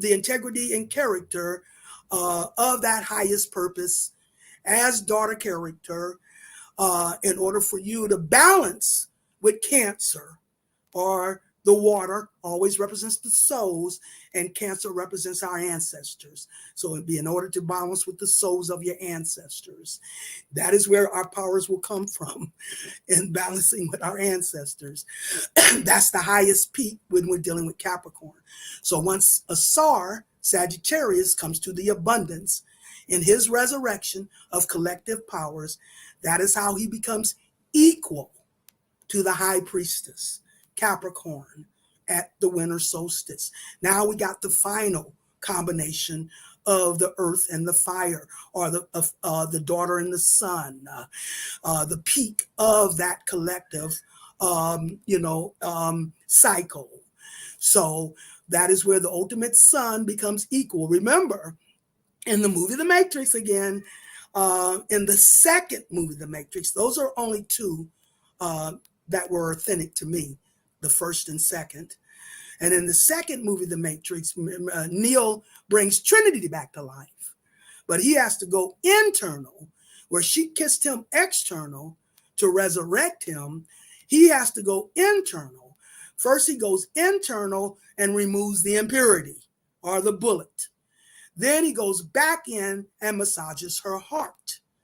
And that is when she opens her eyes. And the first thing she says is, now we're even, which means now we're equal. Now we can come together as one. So when the ultimate son of power comes to the abundance of his collective power, he now becomes equal to the high priestess, the princess, at the winter solstice, the peak and the culmination of the fulfillment of the abundance of power as a Sar and the ultimate daughter of character, daughter Earth, comes into the balance. That's how we balance the Eastern Hemisphere with the Western Hemisphere, bringing Sagittarius on one half and Capricorn on the other half, in that equal, or now we're even scenario. That is what we're talking about. Energy. And that is what she says. Now we're even, or now we're equal. Now we can come together as one. They're telepathically connected. She's in the background, the internal, giving him guidance through her wisdom. He moves out as the sun and exposes the power, guided by her wisdom. That's why you see her in the background saying, now move, now get up, now go. That's the internal wisdom of the feminine. Now we're going back to Virgo and Leo. They play many roles here, but that's what Trinity played, the role of Leo and Virgo. The sun. This is where Leo and Virgo is where you have to supersede the ego, Leo, and open the heart, also Leo, to the value of wisdom, Virgo. Power guided by wisdom. Power without wisdom is futile.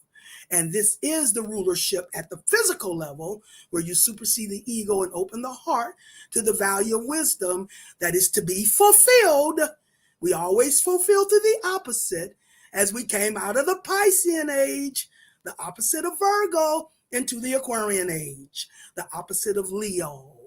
So this is the rulership that is now being fulfilled, where we had to supersede the ego and open the heart to the value of wisdom. Power without wisdom is futile. That is what that was representing through Trinity and Leo and Virgo. The sun, exposure, guided by values or wisdom. The earth, you see, the daughter. So that is what we're looking at when we look at that ultimate coupling of the fire and the earth through the energy lens, not through the physical details that everybody wants to argue about or challenge you about. And what I try to tell people, is this is not my information. I'm not the one who decided on this. I'm just reporting this information. I'm the reporter for the cosmos. I'm just giving out what I've received. I mean, you can receive it, you don't have to. I'm not trying to make anybody accept anything I'm putting out here. If it resonates with you, it's meant for you. If it doesn't, then it's not meant for you. It's not for you. So, you can receive it, you don't have to. That's up to you. I'm not trying to convince anybody of anything. And it's not me making these decisions or deciding what is what. All I am doing is I'm a vessel I am a Capricorn. I'm a vessel of highest integrity and character. And I can access, especially through Cancer. I do have a Gemini moon. Gemini is where you channel. So that's what I do. I channel information, Gemini, from the moon or mama, through what she feels through the moon. And then I will communicate it, Gemini, what mama is feeling. So that is what I do. That is how I get my information. I look at the configurations of the planets and the angles that they make when they are hitting the earth. That is how energy unfolds through angles. What they call angels. It's really the angles of energy. You have the, like I said, a full 360 spiral. You have 180 degrees opposition. You have what you call the trines, which is 120 degrees. You have what you call the sextiles, which is like 60 degrees. You have the squares or friction, which is a 90-degree angle. That's how planets talk to one another, through those angles. So that's what I do. I study energy. I'm an energy master. That's how I get my information. It's not up for debate. You either receive it or you don't. But if you don't take the whole premise of what I'm giving, then you're only seeing a part of the whole. And anytime you're only looking at a part of the whole, that is the illusion. You have to see the whole in order to see what's real. It has to be holistic. So we got the Sagittarius and its opposite Gemini. And Sagittarius is the ultimate power. When you talk about superpower, we're talking super, super, super, super strength, because we got full 360 degrees of power personally through Aries or Haru. And these Harus are what are coming together as a Sar or Sagittarius, coming together collectively in the abundance of that power through Jupiter, the great beneficent. Everybody gets their blessings through Jupiter. But you have to be optimistic. Sagittarius is an optimistic sign in order to tap into it. If you're thinking pessimistic, you're going to energize pessimistic. If you're thinking optimistic, you're going to energize optimistic. So that's Sagittarius, the super, super, super powerful sun of power. The fire is always the sun. S-O-N in the individual, S-U-N at the planetary level. And we go up that whole line of energy from one end to the opposite end. From the sun, you're going to go up to Jupiter. You're going to go up, you're going to go up to Mars. You're going to go up to Jupiter, and then you're going to go up to, for some reason, they keep giving me the Sirius star system connected to that fire, because that's where they told me the warriors would come in. From the Sirius star system. Those warriors would come in from the Sirius star system and manifest as a physical body. That's another thing we have to understand too, people. When I came here before and we talked about those 11s, we were talking about Kindred, Kyrie, and what's his name? Kai. Come on, help me, you guys. What is it? Your boy, Kindred, Kyrie, and Kanye. Spirit uses us as a vessel. We have a purpose. That means that you don't hold on to anyone on a personal level. They're being used as a vessel for a purpose, which doesn't mean that you look at that person personally as, you don't analyze that person on a personal level that's been used as a vessel by spirit, you see. They may be used as a vessel by spirit one day, and then, a week later, they're on a whole nother track. That's because they've come back into their personal agenda, where before they were a vessel to be used for a universal agenda. So we got to separate what is personal, that's that Gemini gateway, what is illusionary versus what is spiritual reality.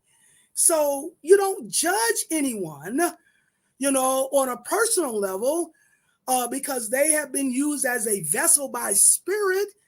That don't mean that they're going to always be in that form or being used as that vessel. They'll be used as necessary.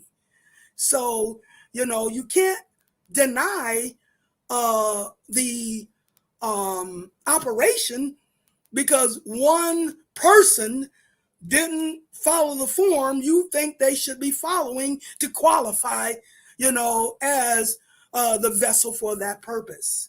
Because that's what they told me. They came in from the Sirius star system, and Aries, the first sign in the physical half or ground level, the warriors came in through Aries and took a physical form, or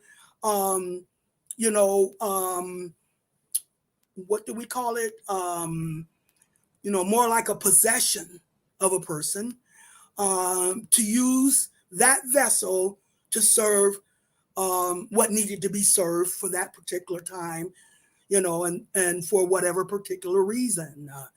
So that's what they told me. They came in through the Sirius star system. So somehow I connect the Sirius star system with that fire element. So now we're looking at Gemini. Like I said, the sign of discernment, being able to discern what's real spiritually versus what's false in the illusion. Geminis pick information out of the air. They're the first air sign. They're the first mutable sign.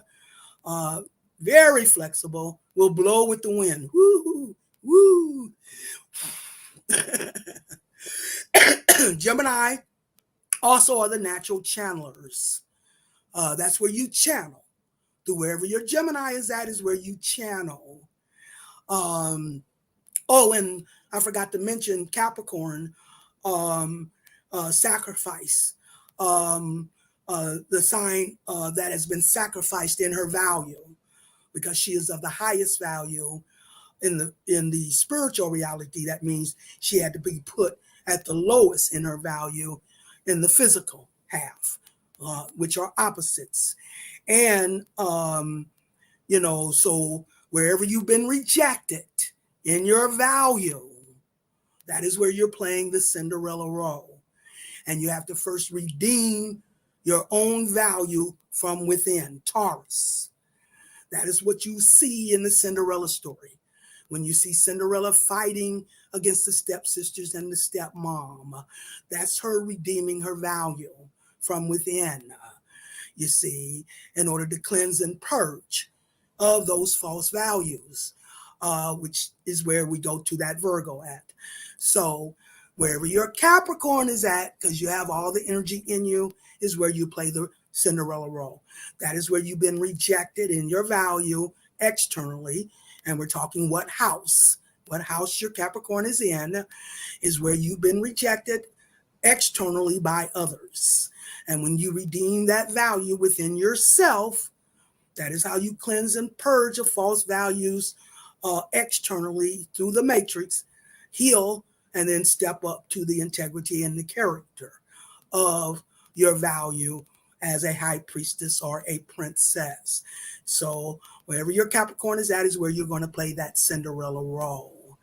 And so wherever your Gemini is at is where you're going to be able to do the super hero strength of discernment, seeing through the illusion, not falling for the okie doke, not drinking the Kool-Aid, being able to see what's real versus the illusion.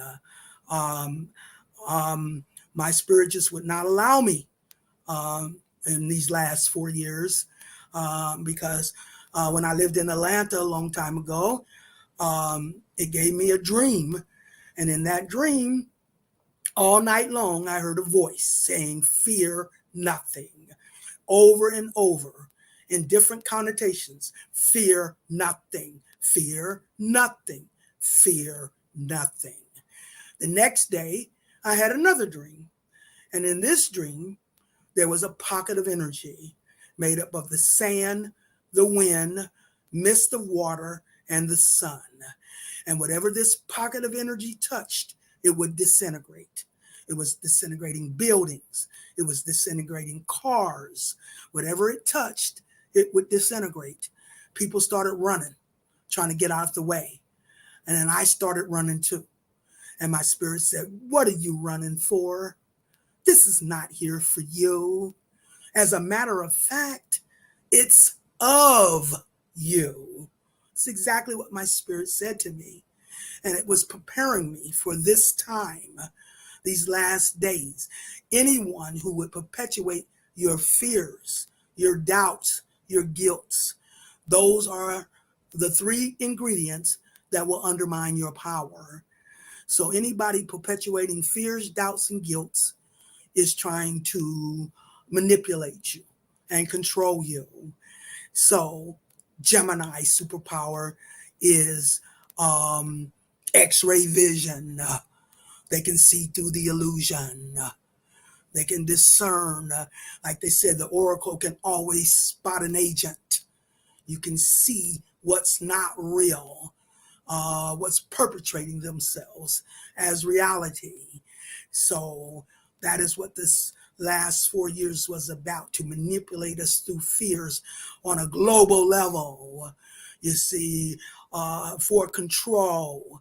I refuse to cooperate, and those who would not drink the Kool-Aid are the ones who were using their Gemini X-ray visions of discernment, seeing through the illusion, seeing what was real.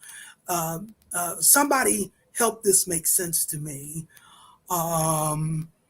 Shutting down essential versus non-essential, the small businesses, the gyms, the churches, the bars, but leaving open the big stores, the corporate stores. My, what an intelligent V.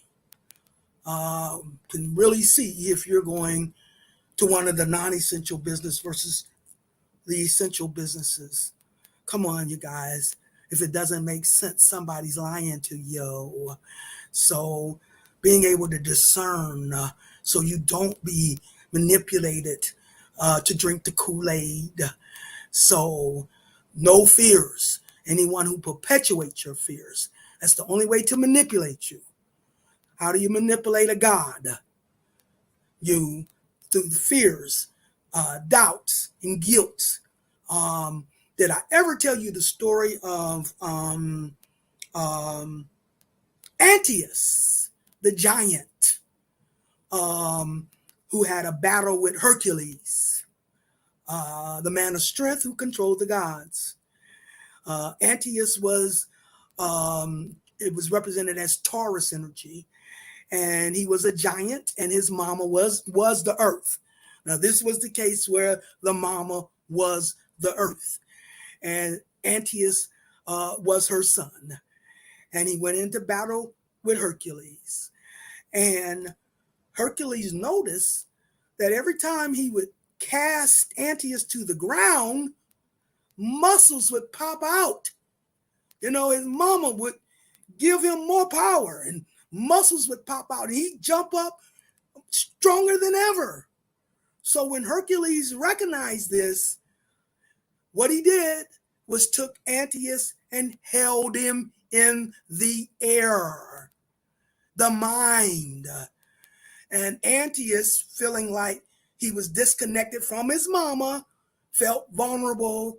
And because he felt vulnerable, Hercules was able to strangle him. That is how we were conquered.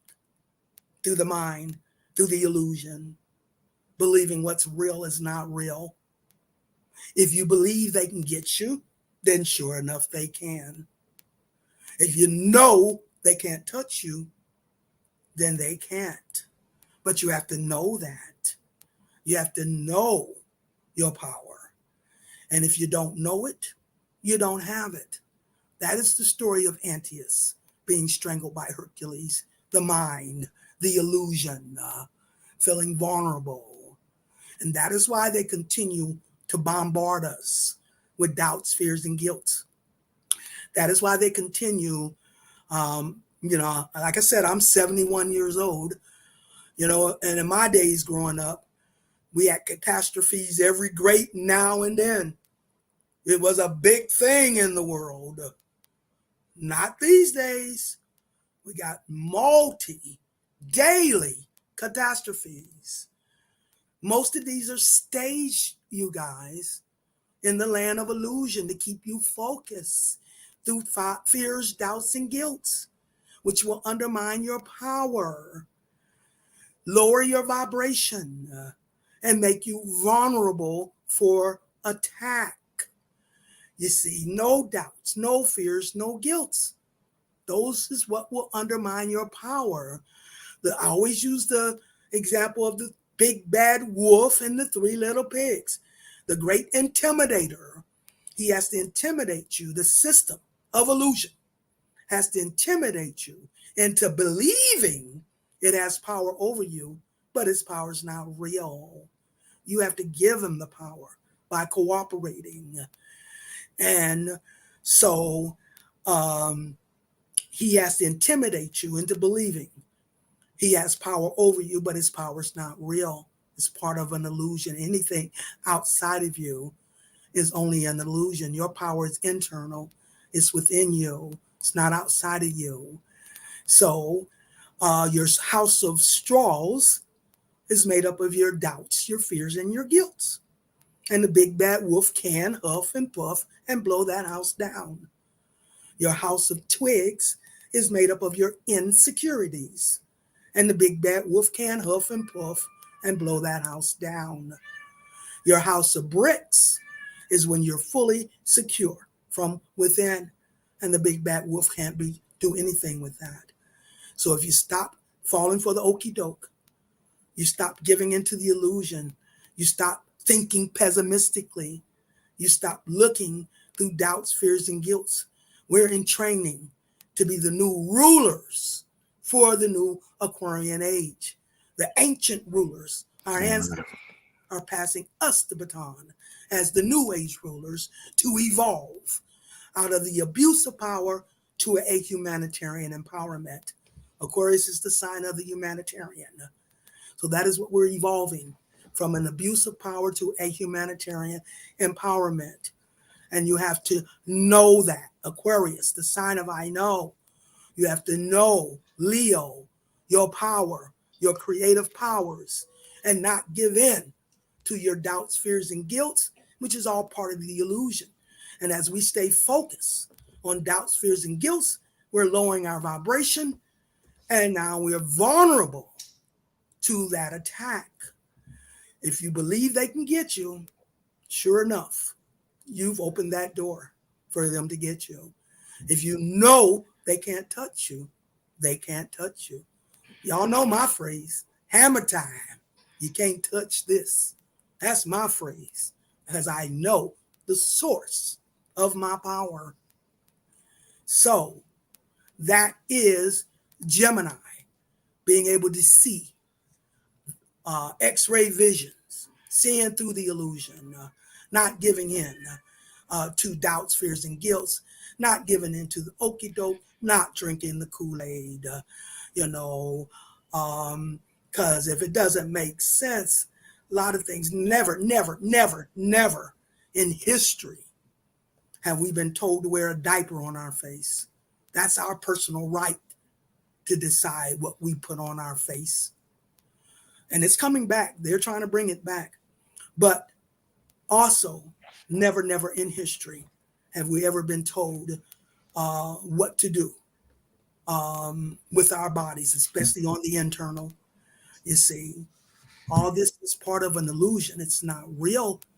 They're fabricating your doubts, your fears, and your guilt to get you to cooperate with a system of illusion to become corrupted at a maximum level, at a global level, a global agenda, a global corruption. So all the systems, we're talking political, medical, pharmaceutical, entertainment, educational, all these systems. And the entertainment, see, that's wherever you're creative at, that's where you're going to blossom. Wherever you're creative at, that is the Leo energy, your creative powers. Okay. Wherever you're creative at is where it's going to blossom.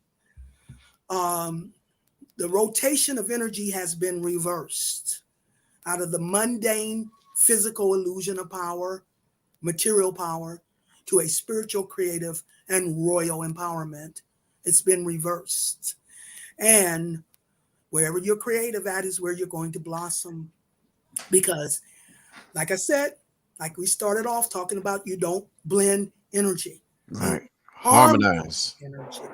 Yes. Each one of us is sending up a melody of vibration, of melody.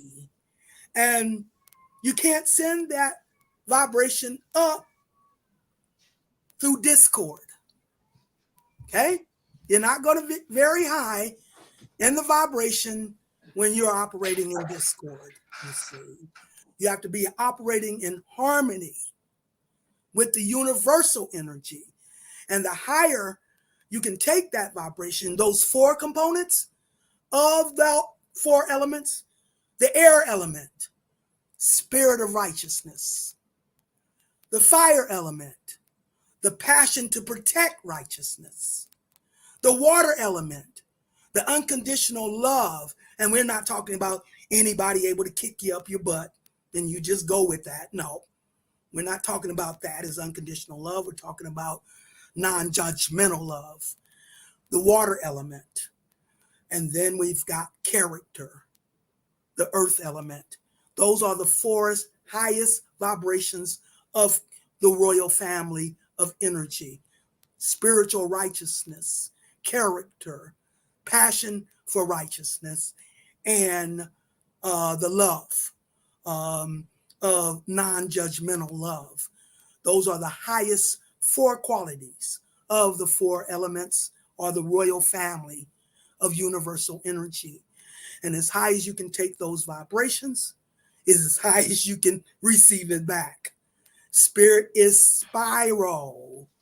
What goes around comes around. And spirit moves inside out. That's another one of my famous sayings. I tell people you can put it on my tombstone. Spirit moves inside out, not outside in. We're energy transmitters as well as receivers. But it's what we send out as to what we spiral back. If we're sending it out at 20%, we're going to spiral it back at 20%. If we're sending it out at 80%, we're going to spiral it back at 80%. Spirit is spiral. So you have to send it out. That's why earth and water are internal. Earth is your security. So when you're secure, the earth element and the value, also earth, of what you feel, water, which is how mama speaks to you internally from your ancient memory. When you're secure in the value of what you're feeling, that is how you'll send that vibration external as air and fire or spiritual power. To the magnitude of that security will be to the magnitude of that power, you see. So that is why they keep us in doubts, fears, and guilt. That's why they keep continual catastrophes and chaos going on for us to focus. And I promise you, most of these catastrophes that they got us focused on are scripted. They're not real. They are scripted. And just to catch your attention, just to catch your focus. Remember, your sun sign, what you came in here to focus in order to energize your purpose and your mission. Someone has hijacked our focus so that we're looking down and outside of ourselves in the illusion. Did you we got about a half an hour left, Myrah, but did you get all the signs or now I'm almost there. Let me see. Because we went from Sagittarius to Gemini. We did do Cancer and Capricorn. We did Aries, Libra. We did Taurus, Scorpio. We just got through with Gemini, Sagittarius. You didn't do Virgo. You didn't do yeah, we did do Virgo, but we didn't do Virgo Pisces. We didn't do the Virgo Pisces, right? The axis, right? That's what it was. That's the only one that we haven't really focused on yet. So you're absolutely right. I'm glad you gave me that that pull. So you saved the best for last. Don't worry, you saved the best for last. Absolutely, you get no argument for me there. My son, man, I tell you, he was an incredible man. And he was a Virgo. I think his birthday was September 20th. You see, that was definitely my heart. But yes, now, so Kali Ma, Cancer, and then Leo and Aquarius, and then we get to Virgo, the last earth sign in the physical half. Virgo, cleansing, purification. I mean, everything I did led back up to Virgo. We came full circle here. Sure did. So we can tell this is spiritual because we went full circle here. So coming back to Virgo, Pisces, the last axis of energy. And I've already told you the earth, the daughter of cleansing and purification, of false values. Anytime we're dealing with earth, we're dealing with values. You know, and you know, Virgo has played many roles here because it's the Sphinx with Leo, the body of the lion Leo, power, and the head of the woman Virgo, wisdom. Then we had segment. When you put Leo and Virgo together, you have segment energy. But now we're going to look at Virgo, which is about the cleansing and the purification. Anytime we're dealing with earth, we're dealing with values. So the cleansing and the purification of false values to the matrix. That is Virgo's role, being unplugging from the matrix. That is the role of Virgo. A man, and I'm talking, male, female now. Well, no, we can still be talking masculine, feminine. But what is said that a man can't come out of the matrix in ego. Right. Cannot come out of the matrix in ego. That is his focus in the illusion, in the matrix. That is what he's going to energize. Wherever his focus at, it's where he's going to energize. So he has to be resurrected. That was Trinity's role, to resurrect Neil from the dead, on the illusion of power through his ego. So resurrecting him from his ego so that he can understand the true source of his powers, which is the universe. The mama is the source of energy. All energy comes from Mama Universe, not through the ego. We've been perpetuated. Our men are the most creative beings of the universe. Like I said, your powers blossom, your creative powers. That's your resurrection of power. That's why our musicians are our physical level agents. They are the vessels that are most tuned to harmonizing energy vibrations, you see, to take that harmony of vibrations to the highest levels of the universe in order to bring it back from the highest levels of the universe. So it's through his creative powers that he does this harmonization, not through his ego. And that is what the Leo is. Leo is your creative powers, which they have polluted in value, the opposite of Virgo, the cleansing and purification of values. They've polluted the value of Leo so that you see your value through your ego and focus through your ego into the matrix or into the illusion. And that is where you're going to energize, at that pessimistic level. So that is why Trinity had to resurrect Neil from the dead or the illusion of power through his ego. And once he was released from his ego, that is how he resurrects. And then now he's in a position to redeem her in her value as the high priestess. But only after he's been released from the matrix, you see. But coming out of the ego, the illusion of power, and stepping up to his creative powers. So wherever you're creative at is where you're going to blossom. What we saw with what's going on with Africa, what we saw with what happened in Alabama. Yes, that was the first signal of releasing from our ego, in order to come together and bond in our power, breaking away from the illusion or breaking away from the matrix. In order to unplug from the matrix, you have to go opposite of what you considered of value in the physical illusion. That is how you prove that you're unplugging from the matrix. You could be in a 30-year marriage, but if you're not fulfilled, the twin souls has to come together as a fulfillment, yin and yang, in equal balance for this evolutionary process to occur.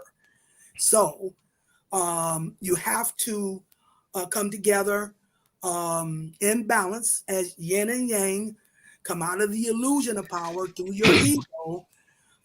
Once the man is resurrected from his ego or the illusion of power, now he resurrects into his creative powers.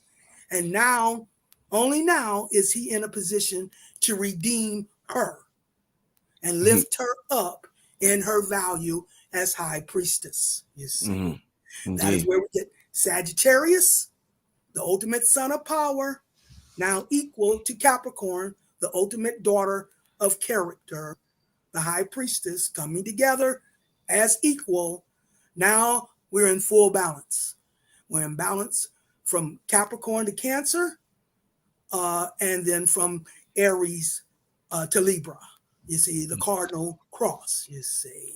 I got, hey, Myrah, I got people texting me saying, tell her to talk about Pisces. Time is running out. That's right. Okay. They scared you gonna skip over Pisces. Okay. And I'm right. I'm glad you guys. That's right. That's what you got to do with me. Because I will go all over the place. You see. So yeah, Virgo, the sign of cleansing and purification of false values, with Pisces being the sign of the subconscious, the ultimate water sign, the ultimate mama, the sign of the subconscious, the interest into your Akashic and ancient records. So we've been polluted subconsciously in false values in the Piscean age, the sign of I believe. Someone's hijacked our beliefs and polluted us in our beliefs. And so that is why Virgo, this last cycle, has to cleanse, purify us of those false values in order to cleanse and purify the subconscious. What someone has done was put a bridge between us moving our spirit out from the subconscious. We're moving our spirit out from doubts, fears, and guilts. Emotional doubt, fears, and guilt, rather than the water of the subconscious. And they've polluted our subconscious through doubts, fears, and guilt. And that's why Virgo, and this is the last cycle, so expect a purification and a cleansing of your subconscious when it comes to doubts, fears, and guilt that has polluted us subconsciously, in order for us now to have to hop that fence. Remember, you don't straddle the fence. So this is where Virgo does its job to cleanse and purify us of those false values so we can heal the subconscious, unpollute the subconscious, and have unfettered access to Pisces, which is where we now have access to the powers and the magic of our ancestors. You see. So Pisces superpower is the ancestors, you would say, or the ancestors and the powers of the ancestors. Okay, accessing the that's strong. That's strong. Absolutely. Pisces is the, you know what I call Pisces? What? The fairy godmama of the Cinderella story. The ultimate water, the ultimate mama is the godmama of the Cinderella story, who brings the magic to Cinderella. That is why Cinderella had to be home by 12 o'clock. Pisces is the 12th sign of the zodiac. Don't take it there, Myrah. When we're dealing with the threes, is when we're dealing with magic. And the three signs on the mutable cross are the threes. We got Gemini, the 3rd sign, opposite Sagittarius, the 9th sign. And when we got Virgo, the 6th sign, opposite Pisces, the 12th sign. So we're transitioning from the fixed cross. The cardinal cross is what activates and initiates the royal level of energy from the universe. The fixed cross is what will turn the energy around, that will reverse the energy. It is what enforces, what the cardinal cross activates. The fixed cross will enforce and reverse the energy from a mundane physical illusion of power to a spiritual, creative, and royal empowerment. And that is when the mutable cross comes into play, where we adapt to a whole new level of energy vibration to access the magic of Mama Universe. That is the third time the charm, the third cross, the mutable cross. And I'm seeing the signs that we are transitioning from the horizontal lay of the fixed cross, Scorpio and Taurus, the transformation in values, to now to the mutable cross, where we will now be able to access the magic of the universe. So start playing with your magic. I've been telling you guys that, but now more than ever, Mama wants you to test her in the magic. I always say she's like one of those big balloons you see at the car lot, you know, waving her hands, you know. Hey, look at me. I got magic for you. Hey, she's ready to prove it to us. She's ready. Now, you do that through your hunches, your intuition, your inner voice, your dreams, your symbolism, okay? Not logic and reason. We've come out of Father's half, logic and reason and knowing. That's why we got to give it up to our spirit now, because now your spirit can look around the corners we can't, with the symbolism of magic from the universe. That's the third mutable cross that is now coming into fruition, where we can step up to a new level as the new rulers of the new Aquarian age, out of the abuse of power to a humanitarian empowerment, now ready to access the magic of Mama Universe in this new rulership. And Myrah, before I forget, I gotta thank you once again for contributing and to the sacred prayers. Coming to New York, and you did a magnificent job. And that was my pleasure. I, you know, it's really heartfelt, you know, for you to extend that invitation to me, Brother Rich, you know, because I know, you know, you were only dealing with, you know, very significant, you know, master teachers, master teachers, the so elders. Remember, all of y'all was born in the 50s. All of y'all got together, and y'all was like the 50s class. I was still the oldest one there. Wow. Oh man. Oh man. You was older than Hank? You was older than Hank? Oh, okay. You was the senior. Okay. All right. I was the senior. You know, I said that. I was still the oldest one there. Yeah. Let me play a small clip for it real quick, Myrah, just to let the people see. Sure. So Myrah contributed, as y'all know, we got bonus content for the Blueprint for GodPower 2 workshop that's happening in October.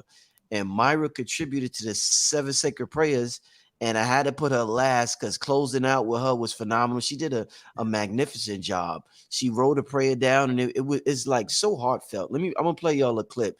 This is for everybody who got the Blueprint for GodPower 2 workshop. Let me play y'all a clip real quick from Sister Myrah. I gotta send it to you. I'm sorry, I didn't even send it to you yet, Sister Myrah. I'm gonna send it to your email tonight. Okay. Beautiful. Let me see. Hold up. What's going on? What can I do? Their guidance. Black Madonna, mother. I'm here to give you a nice, secure in the knowledge. Oh, I'm sorry. I'm here to give you a nice little prayer, something to take with you and keep with you. I want to also say thank you to my friend Kendra, who was also in on helping me put this message together for you. I'm going to go ahead and I'm going to read it, and I hope you like it. Self-value and self-worth. I am the salt of the earth, secure in the knowledge that I am a sacred universal birth, summoned forth in a family cause for all to make witness that the one made last reflects the one made first.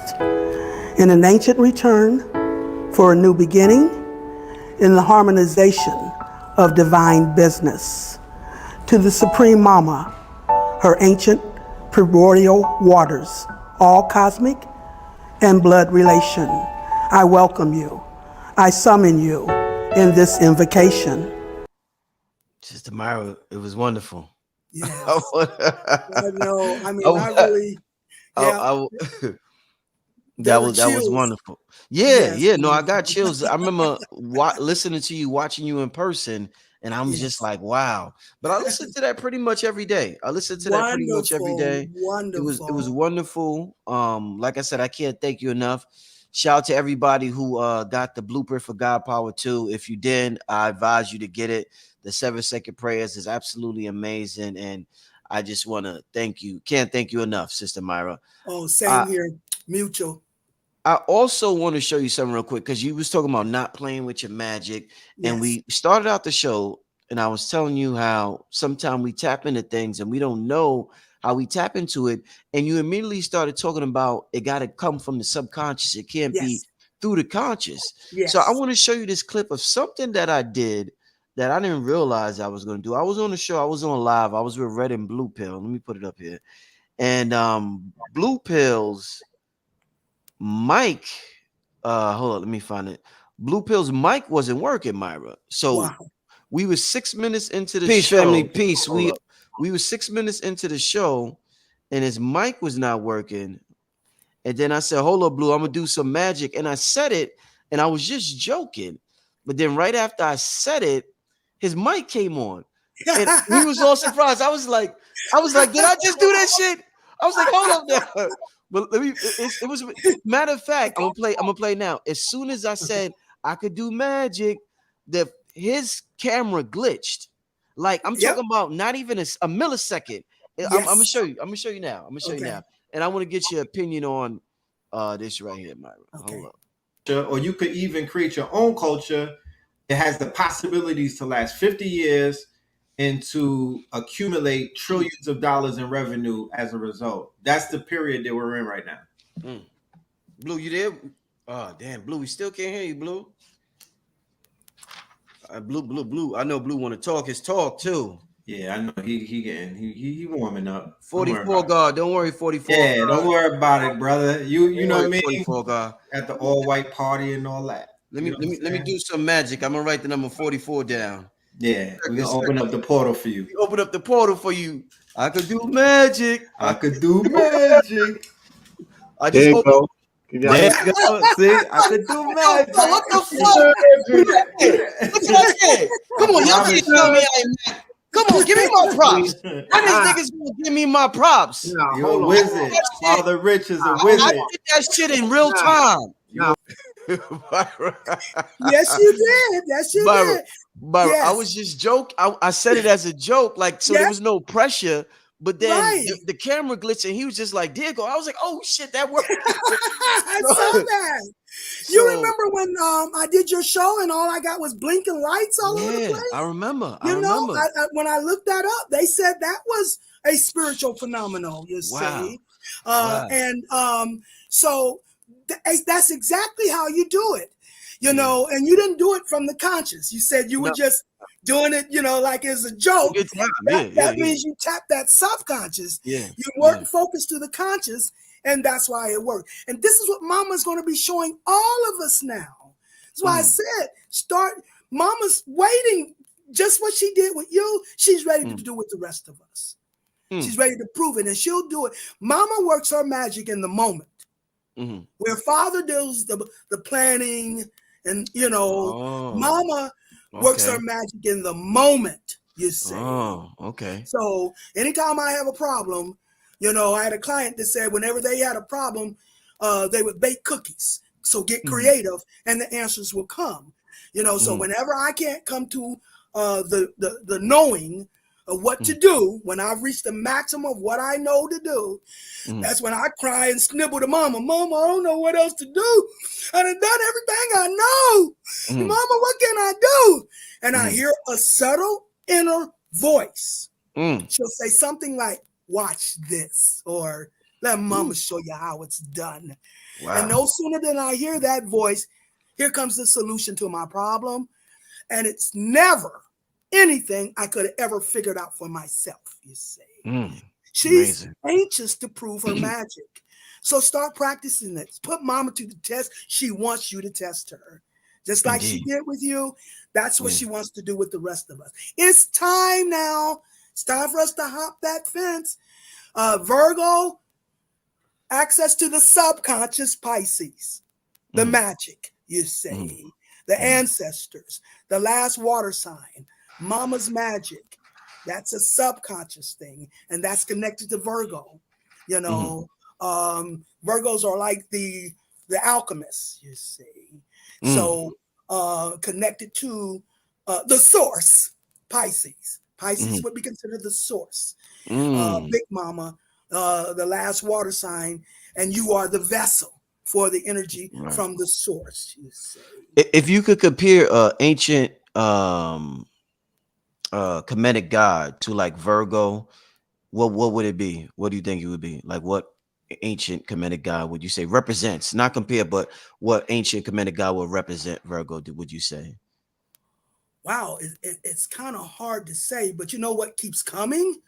And I What? don't know why, because that's always been the air element to me, but the word Tahuti keeps coming to me, you know. But like I said, the alchemists just say, see, Virgo is unique from other signs as well as Libra. They're the only two signs. Virgo is an earth element, but its planetary ruler is Mercury, which is the magician of the planetary energy. Mercury, the messenger of the three realms, you see.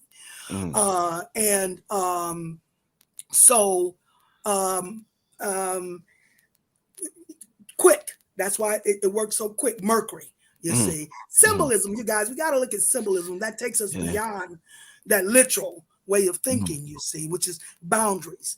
The conscious mind is what dissects pieces of information for understanding, you see. So like Gemini, the Gemini highway, and then it transmutes into Sagittarius, where all those pieces come together collectively as an overstanding, you see. So the Gemini highway, you know, but I keep getting the word Tahuti, the Tahuti alchemist. And the reason is because Virgo represents both the air element through Mercury, and it represents the earth element through Virgo. So it has both a spiritual and a physical connection. And that's why it's the healer.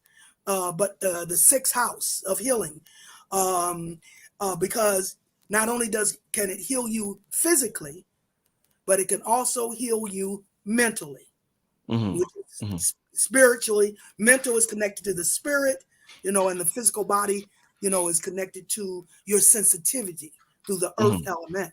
So Virgos are both sensitive to the physical reality and to the spiritual reality through the air and the earth element. The only other sign that does that is Libra. Libra is an air sign, but its planetary ruler is Venus, which is earth. So those are only two that does that cross. But remember, the formula of creation is the balance of opposites. Wherever you can balance opposites equally is where you create a whole, and that's where you open up a vortex. So that's what would make Virgo the magician. And I'm trying to think what in the tarot deck, somebody who does the tarots, they should have an image of Virgo as well from the tarot deck. Right. But I'm thinking Tahuti with the air element, you know, which is the ancient deity of knowledge, you see. And then I'm thinking the alchemists, the earth element, where you're able to formulate the vibrations of like the earth, the seeding, you know, and mix up those chemicals, the spirit and the physical, the mind and the alchemy. So that's what keeps coming back to me, you know, is the alchemist, the Tahuti, and the alchemist. Yes. Wow, this I really want to put that. Yeah. This is such a it has a very strategic role. You can see that. yeah, indeed. Wow, this was such a thorough show, Sister Myra. Such a thorough Wonderful. show. I got one last question I want to run Okay. by you. I seen somebody posted this comment earlier. Okay. Let me see. Where is it at? Okay, so all right, Cosmic Royalty posted, "You're not getting no powers without love." So what I want to ask you, Sister Myra, is these superpowers in love. Do you think we just have to have love in our heart, or do you think we have to have combine our love in our heart with our other half, a mate? Like just like a man and woman makes a baby, is it going to take a man and a woman to tap into their superpowers? Like, can I tap into my superpowers without a woman, or do I need to be in love with a woman in order for me to tap into my superpowers?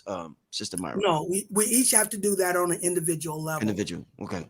Like I said, the twin souls. Um, Most twin souls, sometimes when I'm gauging, who's in a twin soul relationship, I'll ask them, I said, is this somebody you may have known before, that you separated and you came back together with this person? That's one of the criteria you can look at when it comes to defining a twin soul. The nature of the twin souls is you each, like I said, opposites. Can't occupy the same space at the same time. So most twin souls will come together and they will clash. You see, it won't work.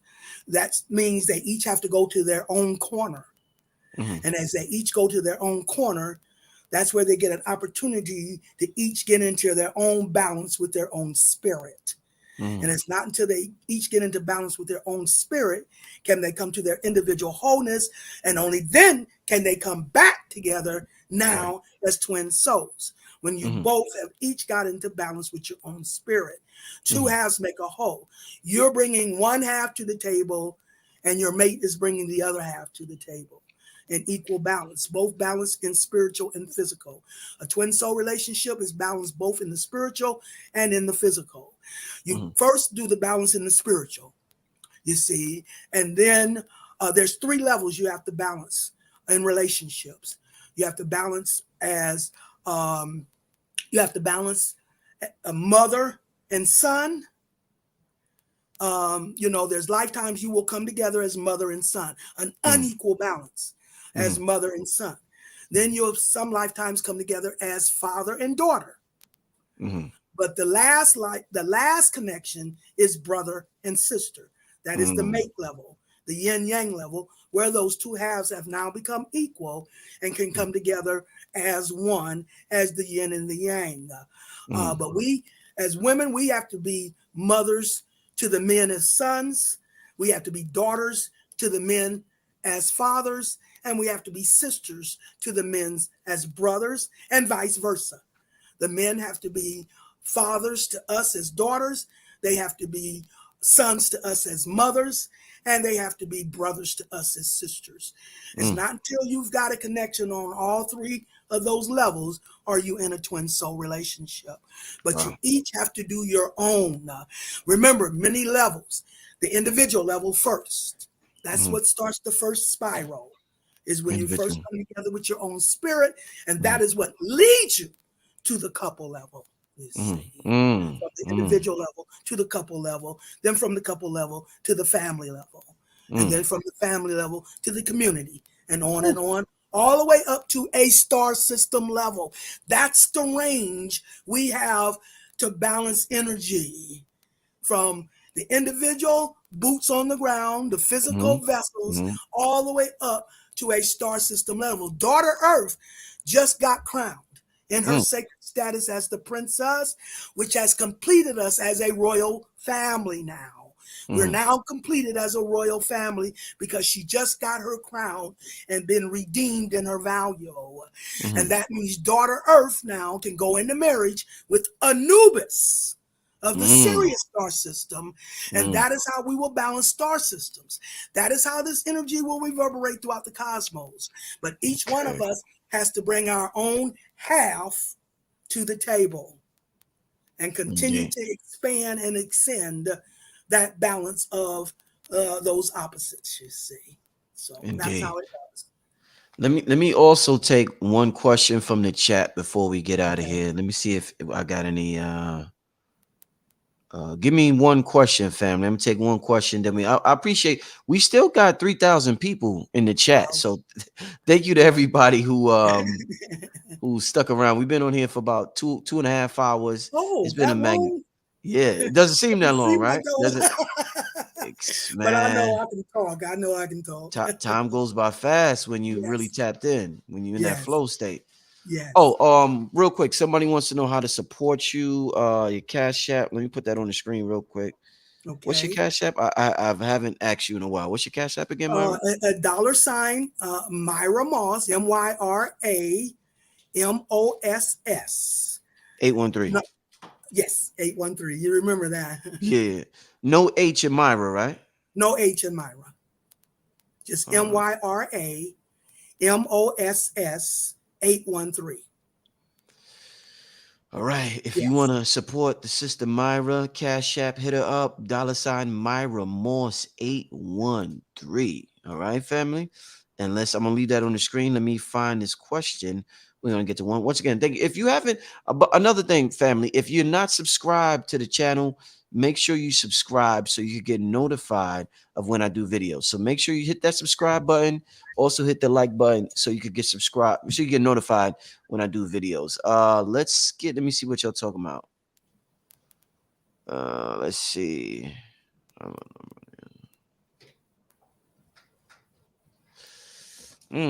Okay.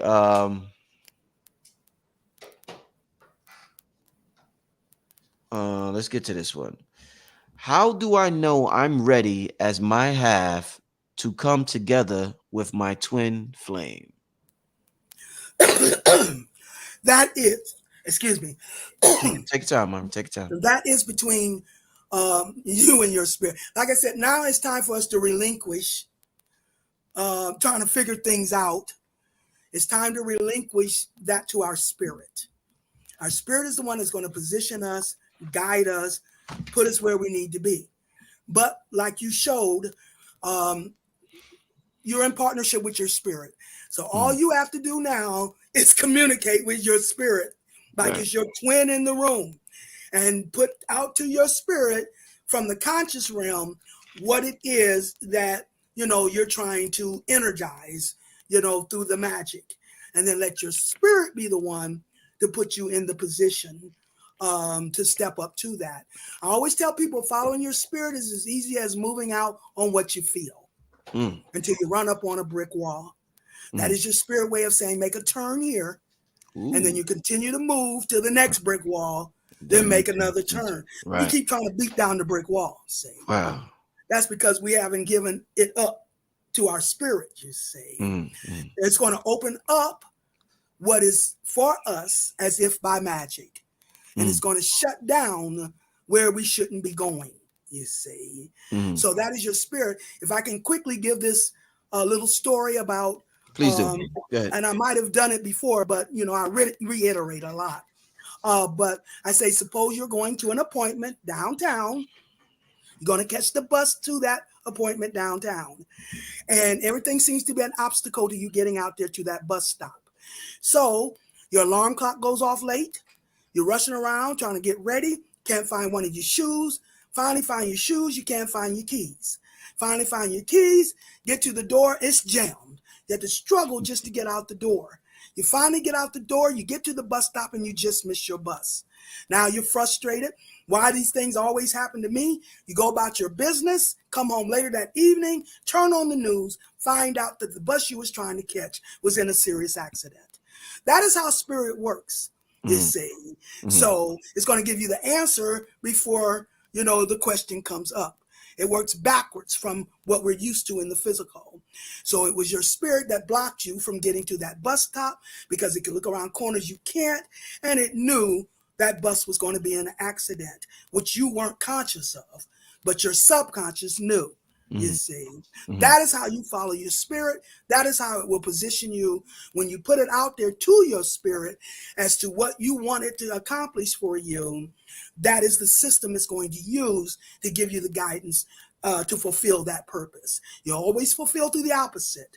So once you put it out there to your spirit, the purpose you're trying to fulfill, Right. then you sit back. That's why I say everybody gets into partnership with their spirit through Libra. Mm-hmm. Libra is the sign of peace. So once Mm-hmm. you pass that baton to your spirit, you sit back at peace and secure. And that means you've already given all the ammunition to your spirit to do its half of the operation. So you sit back at peace and secure until it will fulfill. In other words, as it balances its half, that's the completion or the fulfillment of that spiral. All energy unfolds through those spirals. And your spirit will bring its half to the table to complete that spiral, and that's when it fulfills your purpose. So whatever purpose you have in mind, that's how you do it. But do it through symbolism, your hunches, your intuition, your inner voice, your dreams. The things that they told you not to trust are the things you have to trust. Like I tell people, you could be riding down the street with a question on your mind, and a billboard will pop up and answer it. That is spirit. That's what facts, you did with the microphone.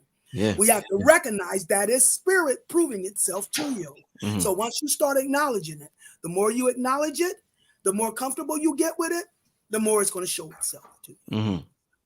But you have to be secure in your relationship with your spirit, for it to work, you see. But any doubts, fears, and guilts. Doubts, fears, and guilts. Well, body slam it. Sister Myrah, thank you so much for this message tonight. Thank you so much. Once again, everybody listening, all 3,000 of y'all, Sister Myrah is one of the best when it comes to readings. I've been dealing with her for years with the readings. I got a reading with her in 2005, and it was so prophetic. And I showed the cassette tape to everybody several shows ago. And I advise everybody. She has a long waiting list, a long line, to get, but it's definitely worth it. I advise everybody to get a reading from this sister right here, this queen right here, this goddess right here. On that note, the website is Sister Myrah, sistermyrah.com. Indeed. Leave your anything else you want to tell the people before we get out of here? Any other? I just want to tell you how much I love my family and how much it is now our time and we are coming together. This is a fulfillment of a prophecy. We're there, you guys. Step up to it. Don't second guess it. Get comfortable. That I once heard Brother Valentine say this. Mm-hmm. He said, "Don't be amazed. This is just who we are." Okay? And that's the lesson or the message I want to leave you with. Step up to the amazement of who we are. That was actually one of the questions I had for you, and I didn't even ask was, should we, let me see, hold up. I can't find it, but it was about us to stop being amazed and just looking at it as normal. So absolutely, I'm glad you ended it like that. Yes, once again, Sister Myrah, I want to thank you. Everybody, make sure you head over to our website, sistermyrah.com. Shout out to everybody listening. This is Brother Rich, Sister Myrah, and we are signing out. Peace, family. Peace, Sister Myrah. Love your family. Peace.